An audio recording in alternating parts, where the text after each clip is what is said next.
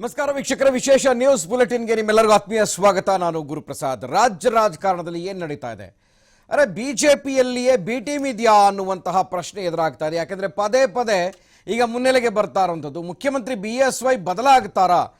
ಯಾಕೆಂದರೆ ಮಂತ್ರಿಮಂಡಲದ ಅನೇಕ ಸಚಿವರಾಗಬಹುದು ಅಥವಾ ಶಾಸಕರಾಗಬಹುದು ಮುಖ್ಯಮಂತ್ರಿಗಳ ವಿರುದ್ಧವೇ ಮಾತನಾಡ್ತಾರೆ, ಪರೋಕ್ಷವಾಗಿ ಮಾತನಾಡ್ತಾರೆ. ಇಷ್ಟೆಲ್ಲದರ ಬಗ್ಗೆ ಅಂದರೆ ಯಾಕೆ ಇದನ್ನು ಸಹಿಸಿಕೊಂಡು BSY ಸುಮ್ಮನೆ ಇದ್ದಾರೆ? ಇನ್ನೆರಡು ವರ್ಷ ನಾನೇ CM ಆಗ್ತೀನಿ ಅಂತ ಯಾಕೆ ಹೇಳ್ತಾರೆ, ಆಗಿರ್ತೀನಿ ಅಂತ ಯಾಕೆ ಹೇಳ್ತಾರೆ?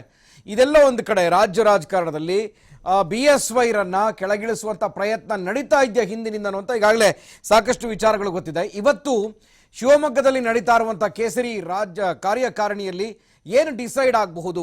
ಸಾಕಷ್ಟು ಕುತೂಹಲ ಇದೆ, ನೋಡೋಣ. ಯಾಕೆಂದರೆ ನಿನ್ನೆ ಯಡಿಯೂರಪ್ಪನವರು ಸಾಕಷ್ಟು ನೀರಸವಾಗಿ ನೋಡೋಣ ಅವ್ರು ಏನು ಮಾಡ್ತಾರೆ ಅಂತ ಅಷ್ಟೇ ಹೇಳಿದ್ರು. ಹಾಗಾಗಿ ಇನ್ನು ಮುಂದಿನ ದಿನಗಳಲ್ಲಿ BJPಯಲ್ಲಿ ಭದ್ರವಾಗಿ ನೆಲೆಯೂರೋದಕ್ಕೆ ಸಾಧ್ಯ ಆಗುತ್ತಾ? ಎಲ್ಲದರ ಬಗ್ಗೆ ನಾವು ಚರ್ಚೆ ಮಾಡೋಣ, ಮಾಹಿತಿಗಳನ್ನು ಪಡೆಯೋಣ. BJPಯಲ್ಲಿ ಜೋರಾಗ್ತಾ ಇದೆ ನಾಯಕತ್ವ ಬದಲಾವಣೆ ಕೂಗು. CM BSYಗೂ ಶುರುವಾಗಿದೆಯಾ ಅಧಿಕಾರ ಕಳೆದುಕೊಳ್ಳುವಂಥ ಆತಂಕ? BSY ವಿರೋಧಿ ಪಡೆಯ ಹೇಳಿಕೆಗಳ ಒಳ ಮರ್ಮ ಏನು ಗೊತ್ತಾ? ಇದೇ ಈ ಹೊತ್ತಿನ ವಿಶೇಷ. CM ಕುರ್ಚಿಗೆ ಕುತ್ತು.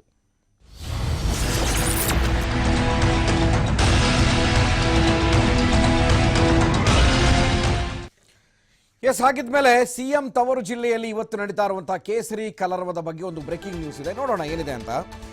ಇವತ್ತು ಶಿಕಾರಿಪುರ ಬಹಳ ಅಚ್ಚುಮೆಚ್ಚಿನ ಮತ್ತು ಅವರ ಸೆಂಟಿಮೆಂಟಲ್ ತವರು ಕ್ಷೇತ್ರ.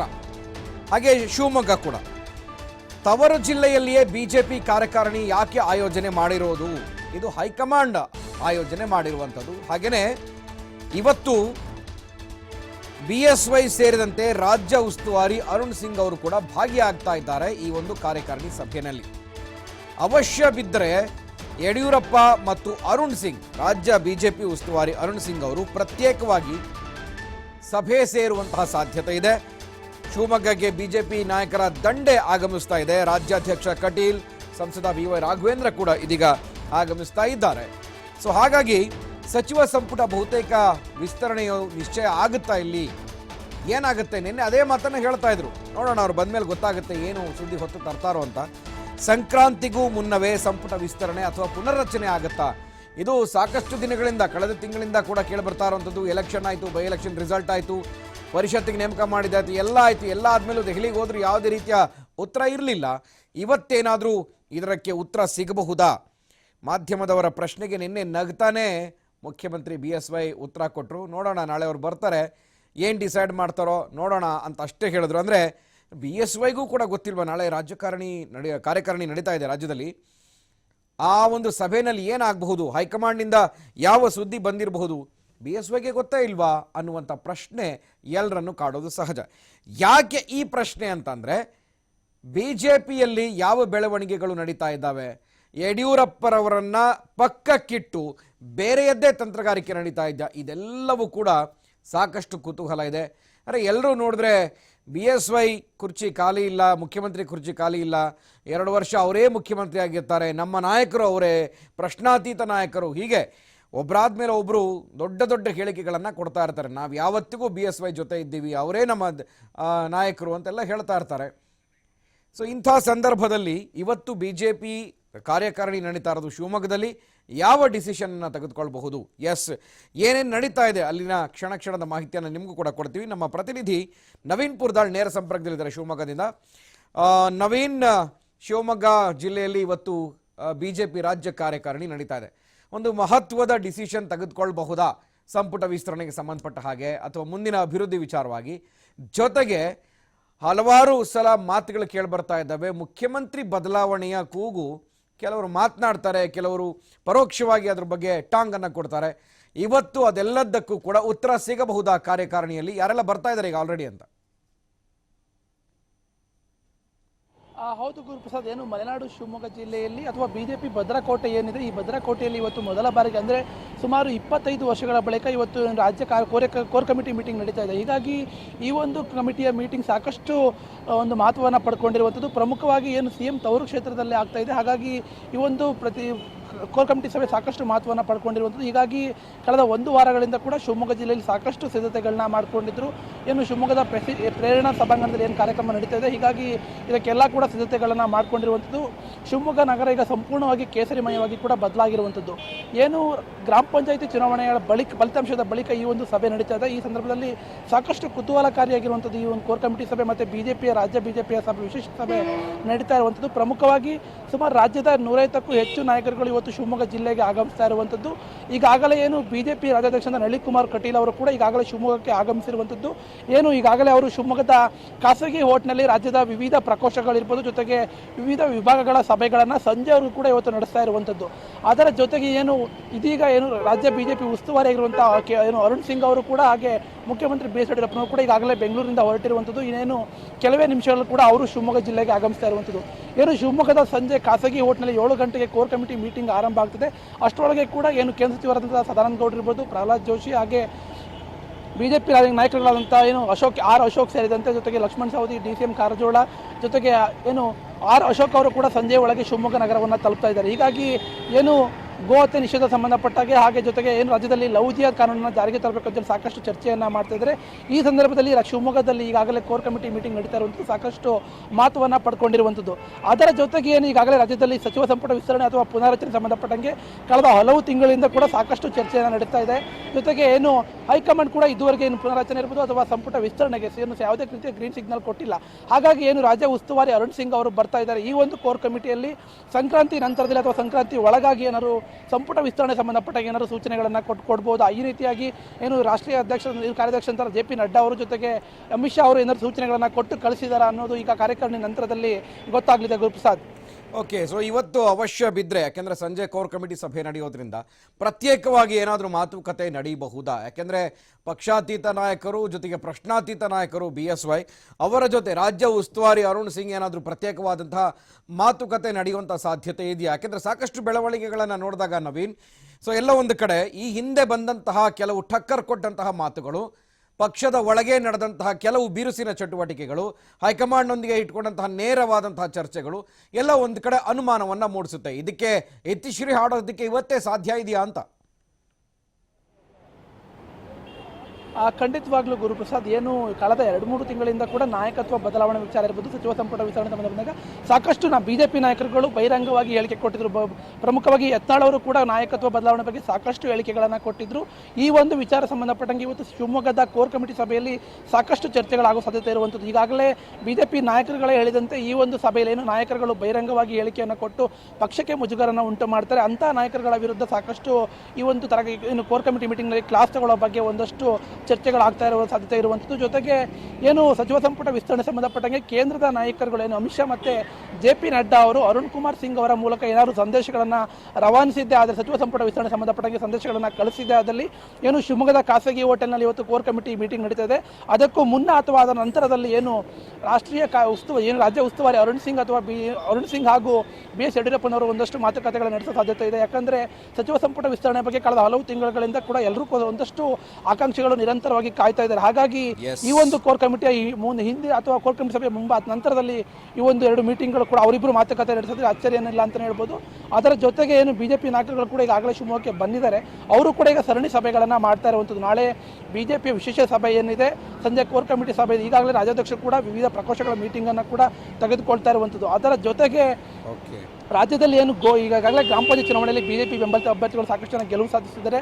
ಭವಿಷ್ಯದ ದೃಷ್ಟಿಯಿಂದ ಪಕ್ಷವನ್ನು ಜಿಲ್ಲೆಯಲ್ಲಿ ಸಂಘಟನೆ ಮಾಡೋ ನಿಟ್ಟಿನಲ್ಲಿ ಏನೆಲ್ಲ ಕ್ರಮಗಳನ್ನು ಕೈಗೊಳ್ಳಬೇಕು ಆ ಬಗ್ಗೆ ಕೂಡ ಸಾಕಷ್ಟು ಚರ್ಚೆ ಆಗ್ತಾ ಇರುವಂಥದ್ದು. ಜೊತೆಗೆ ಈ ಹಿಂದೆ ಬೆಳಗಾವಿಯಲ್ಲಿ ಕೋರ್ ಕಮಿಟಿ ಮೀಟಿಂಗ್ ಆಗಿತ್ತು, ಆ ಸಂದರ್ಭದಲ್ಲಿ ಸಾಕಷ್ಟು ನಿರ್ಧಾರಗಳನ್ನು ಕೂಡ ತಗೊಂಡಿದ್ರು. Guruprasad, okay, thank you Naveen ಮಾಹಿತಿಗೆ. ಎಸ್ ವೀಕ್ಷಕರೇ, ಇದಿಷ್ಟು ಶಿವಮೊಗ್ಗದ ಕೇಸರಿ ಕಲರವಕ್ಕೂ ಹಾಗೆ ರಾಜ್ಯದಲ್ಲಿ ಇತ್ತೀಚಿನ ಬೆಳವಣಿಗೆಗಳ ಮಧ್ಯನ ಸಿಂಪಲ್ ಒಂದು ಕೊಂಡಿ ಅಷ್ಟೇ. ಆದರೆ ಇವತ್ತಿನ BJP ರಾಜ್ಯ ಕಾರ್ಯಕಾರಿಣಿಯಲ್ಲಿ ನಡೆಯುವಂಥದ್ದೇ ಬೇರೆ ಅಂತ ಇದ್ದಾವೆ ಮೂಲಗಳು.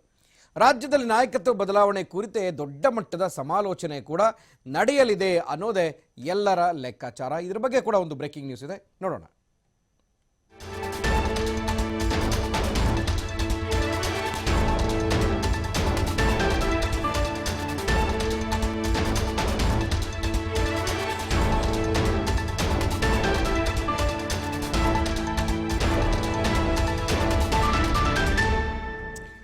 ಎಸ್, ಈಗಾಗಲೇ ಹೇಳಿದಾಗೆ ಇವತ್ತಿನ ಕಾರ್ಯಕಾರಿಣಿ ಸಭೆಯಲ್ಲಿ ಬೇರೆ ವಿಚಾರಗಳು ಕೂಡ ಸ್ಫೋಟಗೊಳ್ಳಬಹುದು. ಯಾಕೆ ಅಂತಂದ್ರೆ ಉಳಿದೆರಡು ವರ್ಷ ಅವಧಿ ಇದೆ ಈ ಒಂದು ಬಿಜೆಪಿ ಸರ್ಕಾರದ್ದು. ಸೊ ಹಾಗಾಗಿ ನಾನೇ ಸಿಎಂ ಅಂತ BSY ಪದೇ ಪದೇ ಹೇಳ್ತಾ ಇದ್ದಾರೆ. ಯಾಕೆ? ಅರೆ, ಮುಖ್ಯಮಂತ್ರಿ ಆಗಿರೋರಿಗೆ ಯಾಕೆ ಈ ವಿಚಾರ ಪದೇ ಪದೇ ಅವ್ರ ಬಾಯಿನಲ್ಲೂ ಕೂಡ ಬರುತ್ತೆ? ಸಿಎಂ ಆಗಿದ್ರು ನಾನೇ 2 ವರ್ಷ ಇರ್ತೀನಿ ಅನ್ನೋದು ಯಾಕೆ? ಸಿಎಂ ಆಗಿ ನಾನೇ ಇರ್ತೀನಿ ಅಂತ ಹೇಳ್ತಾರೆ. ಅರೆ, BSYಗೆ ಹಾಗಿದ್ರೆ ಕಾಡ್ತಾ ಇದೆಯಾ, ಯಾರೋ ನನ್ನ ಬುಡವನ್ನು ಅಳಗಾಡಿಸ್ತಾ ಇದ್ದಾರೆ ಅನ್ನೋದು ಮುಖ್ಯಮಂತ್ರಿಗಳಿಗೆ ಏನಾದರೂ ಚಿಂತೆ ಕಾಡ್ತಾ ಇದೆಯಾ? ಅಭದ್ರತೆಯ ಚಿಂತೆ ಕಾಡ್ತಾ ಇದೆಯಾ?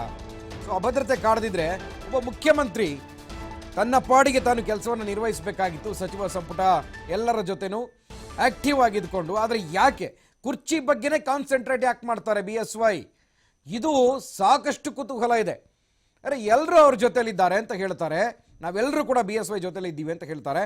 ಹಾಗಿದ್ರೂ ಕೂಡ ಸಿಎಂ ಯಾಕೆ ನಾನು ಇನ್ನೂ 2 ವರ್ಷ ಇರ್ತೀನಿ ಅಂತ ಹೇಳ್ತಾರೆ. ಇದು ಸುಖ ಸುಮ್ಮನೆ ಹೇಳುವಂತಹ ಮಾತಲ್ಲ.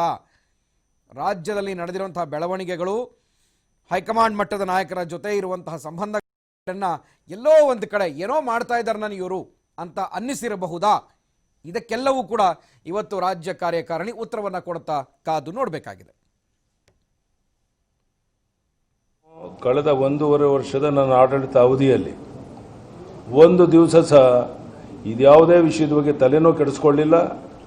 ನಾನಾಯಿತು, ನನ್ನ ಡೆವಲಪ್ಮೆಂಟ್ ವರ್ಕ್ ಆಯಿತು, ಅಭಿವೃದ್ಧಿ ಕಾರ್ಯ ಆಯಿತು, ಈ ಕಡೆ ಗಮನ ಕೊಡ್ತಿದ್ದೇನೆ ಹೊರತು ಇದ್ಯಾವುದೂ ನಮ್ಮ ಮೇಲೆ ಪರಿಣಾಮ ಬೀರಿಲ್ಲ. ನಮ್ಮ ಕರ್ನಾಟಕ ಇನ್ಚಾರ್ಜ್ ಇರುವಂಥ ನಮ್ಮ ಅರುಣ್ ಸಿಂಗ್ ಜಿಯವರು ಸ್ಪಷ್ಟ ಮಾಡಿದ್ದಾರೆ, ಯಾವುದೇ ಸಮಸ್ಯೆ ಇಲ್ಲ. ಇನ್ನು 2.5 ವರ್ಷ ಕಾಲ ಯಡಿಯೂರಪ್ಪನವರೇ ಮುಖ್ಯಮಂತ್ರಿಯಾಗಿ ಮುಂದುವರಿಯುತ್ತಾರೆ ಅಂತ ಹೇಳಿದ ಮೇಲೆ ಈ ಪ್ರಶ್ನೆ ಉದ್ಭವ ಆಗೋದಿಲ್ಲ. ನಮ್ಮ ಸಚಿವರಲ್ಲೂ ಗೊಂದಲ ಇಲ್ಲ, ನಮ್ಮ ಶಾಸಕರಲ್ಲೂ ಗೊಂದಲ ಇಲ್ಲ, ಜನರಲ್ಲೂ ಗೊಂದಲ ಇಲ್ಲ. ನಾನು ಕಳೆದ 1.5 ವರ್ಷದ ನನ್ನ ಆಡಳಿತ ಅವಧಿಯಲ್ಲಿ ಒಂದು ದಿವಸ ಸಹ ಇದ್ಯಾವುದೇ ವಿಷಯದ ಬಗ್ಗೆ ತಲೆನೂ ಕೆಡಿಸ್ಕೊಳ್ಳಿಲ್ಲ.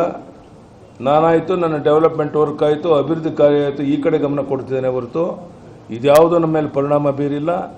ನಮ್ಮ ಕರ್ನಾಟಕ ಇನ್ಚಾರ್ಜ್ ಇರುವಂಥ ನಮ್ಮ ಅರುಣ್ ಸಿಂಗ್ ಜಿಯವರು ಸ್ಪಷ್ಟ ಮಾಡಿದ್ದಾರೆ, ಯಾವುದೇ ಸಮಸ್ಯೆ ಇಲ್ಲ. ಇನ್ನು 2.5 ವರ್ಷ ಕಾಲ ಯಡಿಯೂರಪ್ಪನವರೇ ಮುಖ್ಯಮಂತ್ರಿಯಾಗಿ ಮುಂದುವರಿಯುತ್ತಾರೆ ಅಂತ ಹೇಳಿದ ಮೇಲೆ ಈ ಪ್ರಶ್ನೆ ಉದ್ಭವ ಆಗೋದಿಲ್ಲ. ನಮ್ಮ ಸಚಿವರಲ್ಲೂ ಗೊಂದಲ ಇಲ್ಲ. ಇನ್ನು ಪದೇ ಪದೇ ಕೆಲವು ಶಾಸಕರು BSY ನಡೆ ಬಗ್ಗೆ ಚುಚ್ಚುವಂತಹ ಮಾತುಗಳನ್ನು ಆಡ್ತಾ ಇದ್ರು. ಬಸನಗೌಡ ಪಾಟೀಲ್ ಗೊತ್ತೇ ಇದೆ, ಇದ್ರ ಬಗ್ಗೆ ಕೂಡ ಒಂದು ಬ್ರೇಕಿಂಗ್ ನ್ಯೂಸ್ ಇದೆ, ನೋಡೋಣ. ಬಸನಗೌಡ ಪಾಟೀಲ್ ಯತ್ನಾಳ್ ಸಂಕ್ರಾಂತಿಯಲ್ಲಿ ಕ್ರಾಂತಿ ಅಂತ ಯಾಕೆ ಹೇಳ್ತಾರೆ ಈ ವಿಚಾರವನ್ನ? ಸಂಕ್ರಾಂತಿಯಲ್ಲಿ ಏನ್ ಕ್ರಾಂತಿ ಆಗುತ್ತೆ? ಪಕ್ಷದಲ್ಲಿದ್ದಾರೆ, ಅವರ ಸರ್ಕಾರ ಆಡಳಿತದಿದೆ, ಕೇಂದ್ರ ಸರ್ಕಾರ ಅವರದ್ದೇ ಪಕ್ಷದ ಆಡಳಿತದಲ್ಲಿದೆ. ಯಾಕೆ ಸಂಕ್ರಾಂತಿಯಲ್ಲಿ ಏನ್ ಕ್ರಾಂತಿ ಆಗ್ಬಿಡುತ್ತೆ? ಹಾಗಿದ್ರೆ ಬಿಜೆಪಿಯಲ್ಲಿ ಈ ಎಲ್ಲ ವಿಚಾರಗಳು ಸದ್ದಿಲ್ಲದೆ ಶುರುವಾಗ್ತಾ ಇದ್ದಾವ. ಇನ್ನೊಂದು ಬಿಜೆಪಿಯ ಬಿ ಟೀಮ್ ಒಳಗೊಳಗೆ, ಪಕ್ಷದ ಒಳಗೊಳಗೆ BSY ವಿರುದ್ಧ ಮತ್ತೊಂದು ಟೀಮ್ ಏನಾದರೂ ರೆಡಿಯಾಗಿದೆಯಾ? ಇದರಲ್ಲಿ ಪ್ರಹ್ಲಾದ್ ಜೋಶಿ, ಶೆಟ್ಟರು, CT ರವಿ ಬಣದ ಪವರ್ ಹೆಚ್ಚಾಗ್ತಾ ಇದೆಯಾ? ಯಾಕೆಂದ್ರೆ ಅವರೆಲ್ಲರೂ ಕೂಡ ಹೈಕಮಾಂಡ್ ಮಟ್ಟದಲ್ಲಿ ಸಾಕಷ್ಟು ದೊಡ್ಡ ಮಟ್ಟದಲ್ಲಿ ಗುರುತಿಸಿಕೊಂಡಿರುವಂಥವ್ರು. ಬಿಜೆಪಿ ರಾಷ್ಟ್ರೀಯ ಪ್ರಧಾನ ಕಾರ್ಯದರ್ಶಿ ಆಗಿದ್ದಾರೆ CT ರವಿ. ಇನ್ನು ಯತ್ನಾಳ್ ತಾನು ಪಕ್ಷದಲ್ಲಿ ಇದ್ದೇನೆ ಅನ್ನೋದು ಗೊತ್ತಿದ್ದು ಕೂಡ, ಪಕ್ಷದ ವಿರೋಧಿ ಚಟುವಟಿಕೆಗಳು ಅಥವಾ ಹೇಳಿಕೆಗಳನ್ನು ಕೊಡಬಾರದು ಅನ್ನೋದು ಗೊತ್ತಿದ್ದು ಕೂಡ ಪದೇ ಪದೇ ಅವರನ್ನ ಸುಮ್ಮನಿರಿಸುವಂಥ ಪ್ರಯತ್ನ ಯಾಕೆ ನಡೀತಾ ಇದೆ? ಇದು ಸಾಕಷ್ಟು ಕುತೂಹಲವನ್ನು ಮೂಡಿಸ್ತಾ ಇದೆ. ಸೊ ಇಲ್ಲಿ BSYರನ್ನು ಹೊರತುಪಡಿಸಿ ಮತ್ತೊಂದು ಬಲೆಯನ್ನು ಹೆಣೆಯಲಾಗ್ತಾ ಇದೆಯಾ ಅನ್ನುವಂತಹ ಪ್ರಶ್ನೆ ಮೂಡ್ತಾ ಇದೆ. ಅಂದರೆ BSYಗೆ ಇದೆಲ್ಲ ಗೊತ್ತಿಲ್ಲದ್ದೇನಿಲ್ಲ, ಆದರೂ ಕೂಡ ಗೊತ್ತಿದ್ರೂ ನೋಡೋಣ, ಕೊನೆಯವರೆಗೂ ಕಾದು ನೋಡೋಣ. ಇದು BSY ತಂತ್ರ ಆಗಿರಬಹುದಾ? BSY ತಂತ್ರದ ಹಿಂದೆ ಇದ್ದಿದ್ದು ಕುರ್ಚಿಯನ್ನು ಭದ್ರಪಡಿಸ್ಕೊಳ್ಳುವಂಥ ಸೂಪರ್ ಐಡಿಯಾ. ಸೊ ಹಾಗಾಗಿ ಈ ವಿಚಾರಕ್ಕೆ ಅವರು ಪದೇ ಪದೇ ನಾನೇ ನಾಯಕತ್ವವನ್ನು, ಅಂದರೆ ನಾನು ಮುಖ್ಯಮಂತ್ರಿಯಾಗೇ ಇರ್ತೀನಿ ಅಂತ ಪದೇ ಪದೇ ಹೇಳ್ತಾ ಇದ್ದಾರಾ ಅಂತ. ಎಸ್, ನಮ್ಮ ಪ್ರತಿನಿಧಿ ಪವನ್ ಈ ಬಗ್ಗೆ ಮತ್ತಷ್ಟು ಮಾಹಿತಿಯನ್ನು ಕೊಡ್ತಾರೆ. ಪವನ್, BJಪಿಯ ಬಿ ಟೀಮ್ ಅಂತಂದ್ರೇ ಆಶ್ಚರ್ಯ ಆಗುತ್ತೆ. ಯಾಕೆ? ಎಲ್ಲರೂ ಹೇಳ್ತಾರೆ BSY ನಮ್ಮ ಪ್ರಶ್ನಾತೀತ ನಾಯಕರು, ಪಕ್ಷದಲ್ಲಿ ಅವ್ರನ್ನ ಬಿಟ್ಟರೆ ಬೇರೆ ಇನ್ಯಾರೂ ಇಲ್ಲ, ನಮಗೂ ಕೂಡ ಆತಂಕ ಆಗುತ್ತೆ, ಅವ್ರ ನಂತರ ಯಾರು ಅನ್ನುವಂಥ ಮಾತನ್ನು ಹೇಳ್ತಾರೆ. ನಾವು ಅವ್ರ ಜೊತೆನೇ ಇರ್ತೀವಿ, ಕುರ್ಚಿ ಭದ್ರವಾಗಿದೆ, ಖಾಲಿ ಇಲ್ಲ, ಯಾರು ಬಂದು ಕೂತ್ಕೊಳ್ಳೋಕ್ಕಾಗಲ್ಲ, ಯಾರು ಟವಲ್ ಹಾಕ್ಲಿಕ್ಕಾಗಲ್ಲ. ಹೀಗೆ ಹಲವಾರು ಜನ, ಹಲವಾರು ನಾಯಕರು, ಹಲವಾರು ಸಚಿವರು, ಶಾಸಕರು ಎಲ್ಲರೂ ಕೂಡ BSY ಪರವಾಗಿ ಬ್ಯಾಟಿಂಗ್ ಮಾಡ್ತಾರೆ. ಆದರೆ ಎಲ್ಲ ಒಂದು ಕಡೆ ಕೇಂದ್ರದ ನಾಯಕರ ಜೊತೆ ಇರುವಂತಹ ಸಂಪರ್ಕ BSY ಕುರ್ಚಿಯನ್ನು ಅಲುಗಾಡಿಸ್ತಾ ಇದೆಯಾ? ಇದು BSYಗೆ ಗೊತ್ತೇ ಇಲ್ವಾ ಅಂತ ಪ್ರಶ್ನೆ ಮೂಡುತ್ತೆ. ಪವನ್,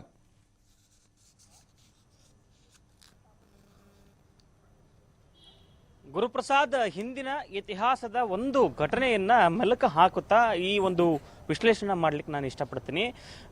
ಹಿಂದೆ ಯಡಿಯೂರಪ್ಪನವರು ರಾಜ್ಯಾಧ್ಯಕ್ಷರಾಗಿದ್ದಂಥ ಸಂದರ್ಭದಲ್ಲಿ ಈಗ ಸಚಿವರಾಗಿರುವ ಹಾಲಿ ಸಚಿವರಾಗಿರುವಂತ ಈಶ್ವರಪ್ಪನವರು ಬ್ರಿಗೇಡ್ ಕಟ್ಟಿದ್ದು ಎಲ್ರಿಗೂ ಗೊತ್ತಿರುವಂತ ವಿಚಾರ. ಯಾಕೆ ಬ್ರಿಗೇಡ್ ಕಟ್ಟಿದ್ರು? ಯಡಿಯೂರಪ್ಪನವರು ಕೆಲವೊಂದಿಷ್ಟು ತಮಗೆ ಇಷ್ಟ ಬಂದಂತೆ ನಿರ್ಧಾರಗಳನ್ನ ತೆಗೆದುಕೊಳ್ತಾರೆ ಪಕ್ಷದಲ್ಲಿ. ಹೀಗಾಗಿ ನಾವು ಬ್ರಿಗೇಡ್ ಮಾಡ್ತೀವಿ ಅಂತ ಈಶ್ವರಪ್ಪನವರು ಬ್ರಿಗೇಡ್ ಕಟ್ಟಿದ್ರು. ಆದರೂ ಯಡಿಯೂರಪ್ಪನವರ ವೇಗಕ್ಕೆ ಬ್ರೇಕ್ ಹಾಕೋದು ಆಗಿತ್ತು. ಮತ್ತೆ ಈಶ್ವರಪ್ಪನವರ ಬ್ರಿಗೇಡ್ ಹಿಂದೆ ಇದ್ದಂತ ಉದ್ದೇಶ ಯಡಿಯೂರಪ್ಪನವರ ಆ ಒಂದು ನಿರ್ಧಾರಗಳೇನಿದೆ ಏಕಪಕ್ಷೀಯ ನಿರ್ಧಾರಗಳಿಗೆ ಬ್ರೇಕ್ ಹಾಕೋದು ಆಗಿತ್ತು. ಅದ್ರ ಹಿಂದೆ ದೊಡ್ಡ ಟೀಮ್ ಇತ್ತು. BL ಸಂತೋಷ್ ಅವರಿದ್ರು. ಅದನ್ನು ಸ್ವತಃ ಯಡಿಯೂರಪ್ಪನವರೇ ಬಹಿರಂಗವಾಗಿ ಹೇಳಿದ್ರು, ಇದರ ಹಿಂದೆ BL ಸಂತೋಷ್ ಇದ್ದಾರೆ ಅಂತ. ಅದಾದ ಬಳಿಕ ಈಗ ಯತ್ನಾಳ್ ಮಾತನಾಡ್ತಿದ್ದಾರೆ ಯಡಿಯೂರಪ್ಪನವ್ರ ಬಗ್ಗೆ. ಯತ್ನಾಳ್ ಬಗ್ಗೆ ಗೊತ್ತಿರಬಹುದು, ಗುರುಪ್ರಸಾದ್ ಅವರು ವಿಧಾನ ಪರಿಷತ್ನಲ್ಲಿ ಇದ್ದಂತ ಸಂದರ್ಭದಲ್ಲಿ ಯಡಿಯೂರಪ್ಪನವ್ರನ್ನ ಇಂದಿರಾ ಚಂದ್ರ ಅಂತ ಹೊಗಳದಂತವ್ರು. ಅವರಿಗೆ ಟಿಕೆಟ್ ಕೊಡಿಸಿ ಮುಂದೆ ಅವ್ರನ್ನ ಶಾಸಕರನ್ನಾಗಿ ಮಾಡಿಸಿದ್ದು ಯಡಿಯೂರಪ್ಪನವರೇ. ಯಾವಾಗ ತಮಗೆ ಸಚಿವ ಸ್ಥಾನ ಸಿಗಲಿಲ್ಲ ಅನ್ನೋ ಒಂದು ಕೊರಗಿತ್ತು ಏನಿದೆಯಲ್ಲ, ಈಗಲೂ ಇದೆ ಅವ್ರಿಗೆ, ಇಲ್ಲ ಅಂತಲ್ಲ. ಆವಾಗ್ಲಿಂದ ನಾಯಕತ್ವ ಬದಲಾವಣೆ ಬೇರೆ ಬೇರೆ ವಿಚಾರಗಳನ್ನ ಪ್ರಸ್ತಾಪ ಮಾಡ್ತಾ ಬಂದ್ರು, ಹೇಳಿಕೆಗಳನ್ನ ನೀಡುತ್ತಾ ಬಂದ್ರು. ಕೆಲವೊಂದಿಷ್ಟು ಜನ ಯಡಿಯೂರಪ್ಪನವ್ರನ್ನ ಕಂಡ್ರೆ ಆಗದೆ ಇರುವಂತವ್ರು ಬಿಜೆಪಿಯಲ್ಲಿ ಇದ್ದಾರೆ. ಎಲ್ಲಾ ಪಕ್ಷದಲ್ಲೂ ಎಲ್ಲಾ ನಾಯಕರಿಗೂ ಅವ್ರನ್ನ ಕಂಡ್ರೆ ಆಗದೆ ಇರುವಂತವ್ರು ಇರ್ತಾರೆ. ಅದೇ ತರ ಬಿಜೆಪಿಯಲ್ಲೂ ಕೂಡ ಯಡಿಯೂರಪ್ಪನವರು ವಿರೋಧ ಮಾಡೋ ದೊಡ್ಡ ಗುಂಪೇ ಇದೆ. ಇಲ್ಲಿ ಬಂದಿರುವಂತದ್ದು ಏನಂದ್ರೆ, ಯತ್ನಾಳ್ ಅವ್ರು ಏನ್ ಹೇಳಿಕೆಗಳನ್ನ ನೀಡ್ತಾ ಇದಾರಲ್ಲ, ಆ ಹೇಳಿಕೆಗಳೇ ಈಗ ಬೇಕು, ಇಂಥ ಚರ್ಚೆ ಆಗ್ಲೇಬೇಕು ಅಂತ ಕೆಲವೊಂದಿಷ್ಟು ಜನ ಬಯಸ್ತಾ ಇದ್ದಾರೆ ಬಿಜೆಪಿಲಿ. ಅದು ಕೆಲವೊಂದಿಷ್ಟು ಜನ ಹಿರಿಯ ಸಚಿವರು ಇದ್ದಾರೆ, ಹಿರಿಯ ಶಾಸಕರು ಇದ್ದಾರೆ, ಸಚಿವ ಸ್ಥಾನ ವಂಚಿತ ಶಾಸಕರು ಇದ್ದಾರೆ. ಅವರಿಗೆ ಯಡಿಯೂರಪ್ಪನವ್ರ ಬಗ್ಗೆ ಬಹಿರಂಗವಾಗಿ ಮಾತನಾಡೋ ಧೈರ್ಯ ಇಲ್ಲ. ಹೀಗಾಗಿ ಯತ್ನಾಳ್ ಅವರಿಗೆ ಅವರು ಕುಮ್ಮಕ್ ಕೊಡ್ತಾರೆ, ಒಂದನೇ ಪಾಯಿಂಟ್. ಎರಡನೇದು, ಯತ್ನಾಳ್ ಅವರು ಈ ರೀತಿ ಹೇಳಿಕೆ ಕೊಟ್ಟು ಚರ್ಚೆ ಆಗಬೇಕು ಅನ್ನೋದೇ ಅವರ ಉದ್ದೇಶ ಆಗಿದೆ, ಯಡಿಯೂರಪ್ಪನವರ ವಿರೋಧಿಗಳ ಉದ್ದೇಶ. ಹೀಗಾಗಿ ಈ ರೀತಿಯಾಗಿ ಪದೇ ಪದೇ ಚರ್ಚೆ ಆಗ್ತಾ ಇದೆ. ಈ ಹಿನ್ನೆಲೆಯೇನೆ ಮೊನ್ನೆ ವಿಧಾನಸೌಧದಲ್ಲಿ ಪ್ರೆಸ್ ಮೀಟ್ ಮಾಡಿದಂಥ ಸಂದರ್ಭದಲ್ಲಿ ಗುರುಪ್ರಸಾದ್, ನಾನು ಕೂಡ ಇದ್ದೆ, ಮಾಧ್ಯಮದ ಸ್ನೇಹಿತರು ಪ್ರಶ್ನೆ ಮಾಡಿದಂಥ ಸಂದರ್ಭದಲ್ಲಿ ಯಡಿಯೂರಪ್ಪನವರು ಬಹಳ ಸ್ಪಷ್ಟವಾಗಿ ಹೇಳ್ತಾರೆ. ಯಾಕಂದ್ರೆ ಪ್ರತಿ ಸಲ ದೆಹಲಿಗೆ ಹೋದಂಥ ಸಂದರ್ಭದಲ್ಲಿ, ಶಿವಮೊಗ್ಗಕ್ಕೆ ಹೋದಂಥ ಸಂದರ್ಭದಲ್ಲಿ, ಬೆಂಗಳೂರಿನಲ್ಲಿ ಎಲ್ಲೇ ಹೋದಂಥ ಸಂದರ್ಭದಲ್ಲಿ ಮಾಧ್ಯಮದವರು ಕೇಳ್ತಾ ಇದ್ದಂಥ ಪ್ರಶ್ನೆ, ನಿಮ್ಮ ಶಾಸಕರು ಈ ರೀತಿ ಹೇಳಿಕೆ ಕೊಡ್ತಾರೆ ಸರ್, ಹಾಗಾದ್ರೆ ನಾಯಕತ್ವ ಬದಲಾವಣೆ ಆಗುತ್ತಾ, ನೀವು ಅಧಿಕಾರಾವಧಿ ಪೂರೈಕೆ ಮಾಡ್ತೀರಾ ಅಂತ ಕೇಳಿದಂಥ ಸಂದರ್ಭದಲ್ಲೂ ಕೂಡ ಯಡಿಯೂರಪ್ಪನವರು ಸಾಕಷ್ಟು ಬಾರಿ ನಮ್ಮನ್ನ ಅವಾಯ್ಡ್ ಮಾಡಿ ಹೋಗಿದ್ದಾರೆ, ಹೇಳಿಕೆ ಕೊಟ್ಟಿರಲಿಲ್ಲ, ಅದ್ರ ಬಗ್ಗೆ ಪ್ರತಿಕ್ರಿಯೆ ನೀಡಿರಲಿಲ್ಲ. ಆದ್ರೆ ಯಾವ ಸಂದರ್ಭದಲ್ಲಿ ಅಂದ್ರೆ, ಈಗ ಹೈಕಮಾಂಡ್ ಅವರು ಕೂಡ ಯಡಿಯೂರಪ್ಪನವ್ರನ್ನ ಕಟ್ಟಿ ಹಾಕಬೇಕು ಅಂತಾನೆ ಪ್ರಯತ್ನ ಮಾಡ್ತಾ ಇದ್ದಾರೆ. ಈ ನಿಟ್ಟಿನಲ್ಲಿ ಹೈಕಮಾಂಡ್ಗೆ ಒಂದು ಸಂದೇಶ ಕೊಡಬೇಕಿತ್ತು ಯಡಿಯೂರಪ್ಪನವರು. ಆ ಹಿನ್ನೆಲೆನೆ ಮೊದಲ ಬಾರಿಗೆ ನಾಯಕತ್ವ ಬದಲಾವಣೆ ವಿಚಾರದಲ್ಲಿ ಯಡಿಯೂರಪ್ಪನವರು ಪ್ರತಿಕ್ರಿಯೆ ಕೊಡ್ತಾರೆ. ಅರುಣ್ ಸಿಂಗ್ ಆಲ್ರೆಡಿ ಸ್ಪಷ್ಟಪಡಿಸ್ಬಿಟ್ಟಿದ್ದಾರೆ, ನಾನೇ 2 ವರ್ಷ CM ಅಂತ ಹೇಳಿದ್ದಾರೆ, ಹೀಗಾಗಿ ಯಾವುದೇ ಸಮಸ್ಯೆ ಇಲ್ಲ ಅಂತ ಅವ್ರು ಬಹಳ ಕ್ಲಿಯರ್ ಆಗಿ ಹೇಳಿದ್ದಾರೆ. ಗುರುಪ್ರಸಾದ್, ಓಕೆ ಪವನ್, ಈಗ ಸರ್ಕಾರವನ್ನ ಭದ್ರಗೊಳಿಸ್ಕೊಂಡಿದ್ದಾಯ್ತು, ಬೇರೆ ಕಡೆಯಿಂದ 17 ಜನ ಕರ್ಕೊಂಡ್ಬಂದಿದ್ದಾಯ್ತು, ವಿಧಾನ ಪರಿಷತ್ ನಾಮಿನೇಷನ್ಸ್ ಆಯ್ತು, ಎಲ್ಲವೂ ಆಯ್ತು, ಬೈ ಎಲೆಕ್ಷನ್ ಕೂಡ ಗೆದ್ದಿದ್ದಾಯ್ತು. ಈ ಎಲ್ಲ ಎಕ್ಸಾಂಪಲ್ಗಳಲ್ಲೂ ಅಥವಾ ಈ ಎಲ್ಲ ಎಕ್ಸಾಮ್ಗಳಲ್ಲೂ ಯಡಿಯೂರಪ್ಪನವರು 100% ಪಾಸ್ ಆಗ್ತಾ ಇದ್ದಾರೆ. ಆದರೂ ಕೂಡ ಯಾಕೆ ಇದುವರೆಗೂ ಸಂಪುಟ ವಿಸ್ತರಣೆಗೆ ಗ್ರೀನ್ ಸಿಗ್ನಲ್ ಕೊಟ್ಟಿಲ್ಲ? ಅದು ಯಡಿಯೂರಪ್ಪನವರಿಂದ ಕೊಡಿಸ್ಬೇಕು ಅಂತ ಇದೆಯಾ ಅಥವಾ ಇಲ್ವಾ? ಅಥವಾ ಬೇರೆ ಇದಕ್ಕೇನಾದರೂ ಬೇರೆ ವಿಚಾರಗಳು ಮುಂದೆ ಬರ್ತಾ ಇದ್ದಾವ? ಇದಕ್ಕೆ ರಾಜ್ಯದಲ್ಲಿರೋಂಥವ್ರೆ ಅಡ್ಗಾಲ್ ಹಾಕ್ತಾ ಇದ್ದಾರಾ ಅಂತ?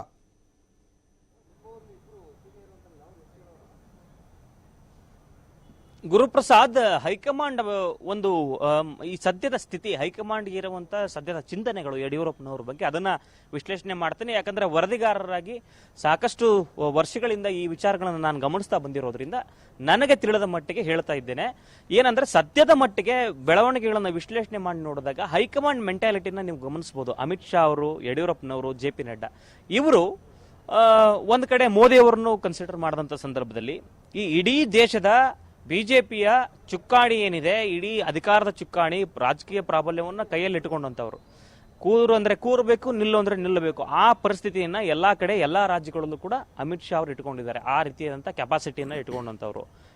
ಯಡಿಯೂರಪ್ಪನವರ ವಿಚಾರದಲ್ಲಿ ಗಮನಿಸಿದಾಗ ಅದು ನಡೀತಾ ಇಲ್ಲ. ಯಾಕಂದ್ರೆ ದಕ್ಷಿಣ ಭಾರತದಲ್ಲಿ ಗುರುಪ್ರಸಾದ್, ದಕ್ಷಿಣ ಭಾರತದಲ್ಲಿ ಬಿಜೆಪಿ ಎಂಟ್ರಿ ಆಗ್ಲಿಕ್ಕೆ ಬಾಗಿಲನ್ನ ನಿರ್ಮಾಣ ಮಾಡಿಕೊಟ್ಟವರೇ ಯಡಿಯೂರಪ್ಪನವರು.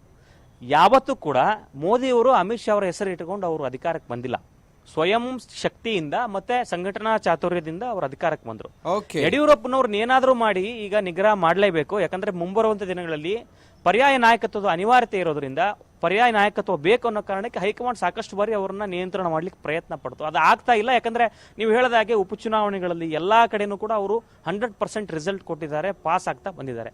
ಇದು ಹೈಕಮಾಂಡ್ಗೆ ಸಹಿಸೋದಾಗ್ತಿಲ್ಲ. ಆ ಕಾರಣಕ್ಕಾಗಿನೇ ಈ ರೀತಿಯಿಂದ ಚರ್ಚೆಗಳು ನಡೀತಾ ಇದೆ. ಓಕೆ ಪವನ್, ಥ್ಯಾಂಕ್ ಯು ಮಾಹಿತಿಗೆ. ರಾಜ್ಯ ರಾಜಕಾರಣದ ವಿಚಾರಗಳ ಬಗ್ಗೆ ಮಾತನಾಡ್ತಾ ಇದ್ವಿ. ಅಂದ ಹಾಗೆ ರಾಜ್ಯ ರಾಜಕಾರಣದಲ್ಲಿ ಈಗ ಎಲ್ಲ ಪಕ್ಷಗಳು ಕೂಡ ದಿಢೀರಂತ ಸಖತ್ ಆಕ್ಟಿವ್ ಆಗಿಬಿಟ್ಟಿದ್ದಾವೆ. ಇನ್ನು ಪ್ರತಿಪಕ್ಷ ಕಾಂಗ್ರೆಸ್ ಕೂಡ ಏನು ಸುಮ್ಮನೆ ಇಲ್ಲ, ಪದೇ ಪದೇ ಎರಗಿ ಬೀಳ್ತಾ ಇದೆ ಬಿಜೆಪಿ ಪಕ್ಷದ ಮೇಲೆ, ಸರ್ಕಾರದ ಮೇಲೆ. ಆಡಳಿತ ಪಕ್ಷದ ಕಾರ್ಯವೈಖರಿ ಮತ್ತು ತಪ್ಪು ನಿರ್ಧಾರಗಳು, ಕುಸಿದಿರುವಂತಹ ಆಡಳಿತ ಈ ಒಂದು ಕೋವಿಡ್ ಸಂದರ್ಭದಲ್ಲಿ, ಹಾಗೆ ಭ್ರಷ್ಟಾಚಾರದ ವಿಚಾರವನ್ನು ಜನರ ಮುಂದಿಡುವಂತಹದ್ರ ಜೊತೆಗೆ ಪಕ್ಷದ ಕೆಲವು ಸೂಕ್ಷ್ಮಾತಿ ಸೂಕ್ಷ್ಮ ವಿಚಾರಗಳನ್ನು ಕೂಡ ಗಂಭೀರವಾಗಿ ಗಮನಿಸ್ತಾ ಇದೆ. ಸೊ ಇದೆಲ್ಲದಕ್ಕೂ ಕೂಡ ಪೂರಕವಾಗಿ ಸಿದ್ದರಾಮಯ್ಯನವರು ಪದೇ ಪದೇ ಹೇಳ್ತಾ ಇದ್ದಾರೆ, ಸಂಕ್ರಾಂತಿಗೆ ಒಂದು ಕ್ರಾಂತಿ ಆಗುತ್ತೆ, ಯಡಿಯೂರಪ್ಪ CM ಕುರ್ಚಿಯಿಂದ ಇಳಿಯೋದು ಗ್ಯಾರಂಟಿ ಅಂತ ಹೇಳ್ತಾರೆ. ಇನ್ನು DK ಶಿವಕುಮಾರ್ ಕೂಡ ಇದೇ ಮಾತನ್ನು ಪುಷ್ಟೀಕರಿಸ್ತಾರೆ.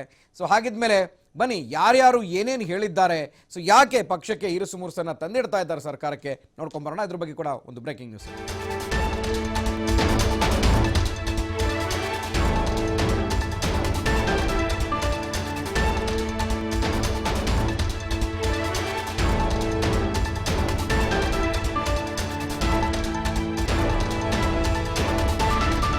BSY ನಾಯಕತ್ವದ ಬಗ್ಗೆ KPCC ಅಧ್ಯಕ್ಷ DK ಶಿವಕುಮಾರ್ ಏನು ಹೇಳ್ತಾರೆ? ಬಿಜೆಪಿಯಲ್ಲಿ ಯಡಿಯೂರಪ್ಪನವರನ್ನ ಕೆಳಗಿಳಿಸೋ ಪ್ರಯತ್ನ ನಡೆದಿದೆ, ಪಕ್ಷದ ಒಳಗಿನವರೇ ಅವರನ್ನ ಇಳಿಸೋ ಪ್ರಯತ್ನ ನಡೆಸ್ತಾ ಇದ್ದಾರೆ ಅಂತ ಗಹಗಹಿಸಿ ನಗ್ತಾರೆ.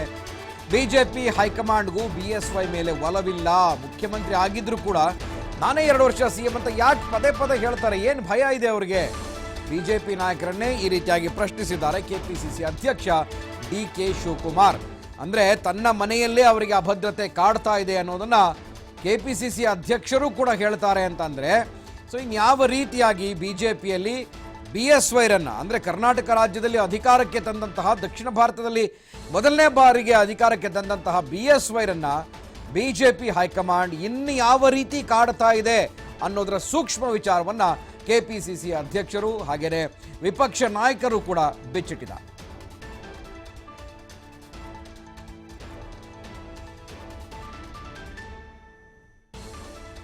ಒಬ್ಬ ಚೀಫ್ ಮಿನಿಸ್ಟ್ರು ಇನ್ನು ನಾನೇ 2.5 ವರ್ಷ ಚೀಫ್ ಮಿನಿಸ್ಟರ್ ಆಗಿರ್ತೀನಿ ಅಂತ ಹೇಳೋಂಥ ಪ್ರಮೇಯ ಏನಿತ್ತು? ನಾವೇನೋ ಕ್ವಶನ್ ಮಾಡಿದ್ವಾ? 2 ವರ್ಷ ಇರಲಿ, 1 ವರ್ಷ ಇರಲಿ, ಎಷ್ಟಾರು ಇರಲಿ, ಅವರು ಸ್ವೇರಿನ ಆಗಿದ್ದಾರೆ. ಎಲ್ಲೋ ಅವ್ರಿಗೇನೋ ಭಾಳ ಆತಂಕ ಕಾಣ್ತಾ ಇರೋದಕ್ಕೆ ಅವರು ತಿರ್ಗಿ ಅವ್ರ ಸರ್ಟಿಫಿಕೇಶನ್ ಅವರೇ ಮಾಡ್ಕೊಂಡಿದ್ದಾರೆ. ಅವ್ರ MLAಗಳನ್ನು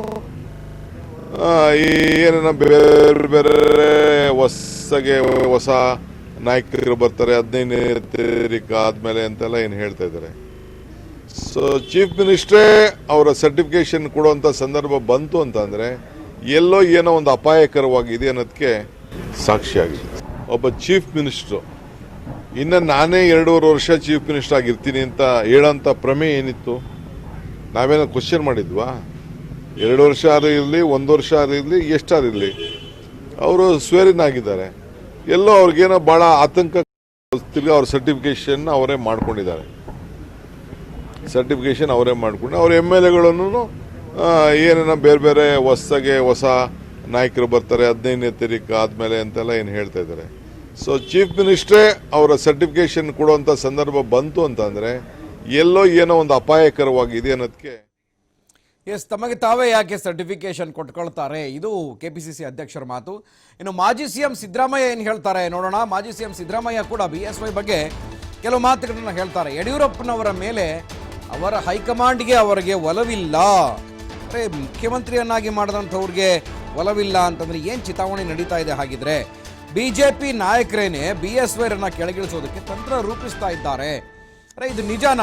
ಆಶ್ಚರ್ಯ ಅನ್ನಿಸ್ಬೋದು ಬಿಜೆಪಿಗೆ ಮತ ಹಾಕಿರೋ ಮತದಾರರಿಗೆ. ಅರೆ BSYರನ್ನ ಕೆಳಗಿಳಿಸೋದಕ್ಕೆ ಯಾಕಪ್ಪ ಪ್ರಯತ್ನ ಪಡ್ತಾ ಇದ್ದಾರೆ ಅಂತ. ಇದಕ್ಕೆ ಸಾಕಷ್ಟು ಕಾರಣಗಳು ಕೂಡ ಇದ್ದಾವೆ. ಅದನ್ನು ಈಗಾಗಲೇ ಸಾಕಷ್ಟು ವಿಚಾರಗಳನ್ನು ನಿಮಗೆ ತಿಳಿಸ್ತಾ ಇದ್ದೀವಿ. ರಾಜ್ಯದಲ್ಲೂ ಕೂಡ ಕೆಲವರಿಗೆ BSY ಮುಖ್ಯಮಂತ್ರಿ ಆಗಿರೋದು ಸುತರಾಮ್ ಇಷ್ಟ ಇಲ್ಲ. CM ಬದಲಾವಣೆ ಬಗ್ಗೆ ಸಿದ್ದರಾಮಯ್ಯ ಪದೇ ಪದೇ ಪ್ರಸ್ತಾಪವನ್ನು ಮಾಡ್ತಾ ಇದ್ದಾರೆ. ಈ ಹಿಂದೆನೂ ಕೂಡ ಆ ಮಾತನ್ನು ಹೇಳಿದರು. ಕೆಲವು ದಿನಗಳ ಹಿಂದೆ ಅಷ್ಟೇ ಕೂಡ ಈ ಮಾತನ್ನು ಹೇಳಿದ್ದಾರೆ. ಯಾಕೆ ಅಂದರೆ ಇದು ನೇರವಾಗಿ ದೆಹಲಿಯಿಂದ ನಮಗೆ ಬಂದಿರುವಂಥ ಮಾಹಿತಿ, ನಮಗೆ ಗೊತ್ತಿದೆ ಅನ್ನುವಂಥ ಮಾತನ್ನು ಪದೇ ಪದೇ ಹೇಳ್ತಾ ಇದ್ದಾರೆ. ಅಲ್ಲಿಗೆ BSYರನ್ನ ಕೆಳಗಿಳಿಸ್ತಾರೆ ಅನ್ನೋದು ಪ್ರತಿಪಕ್ಷಕ್ಕೂ ಕೂಡ ಗೊತ್ತಾಗಿದೆ ಅಂತ ಅಂದಮೇಲೆ ಇದು ಯಾರ ಆಟ ನಡೀತಾ ಇದೆ ಅನ್ನೋದನ್ನು ತಿಳಿಸ್ಬೇಕಾಗುತ್ತೆ. ಜೊತೆಗೆ ಏನು ನಡೀತಾ ಇದೆ, ಬಿಜೆಪಿ ಒಳಗಡೆನೆ ಇಂತಹ ಮಾತು ಕೇಳಿ ಬರ್ತಾ ಇದೆ ಅನ್ನೋದನ್ನ ಮಾಜಿ ಸಿಎಂ ಸಿದ್ದರಾಮಯ್ಯ ಕೂಡ ಹೇಳ್ತಾರೆ. ಏನು ಹೇಳಿದ್ರು ಸಿದ್ದರಾಮಯ್ಯನವರು ನೋಡೋಣ.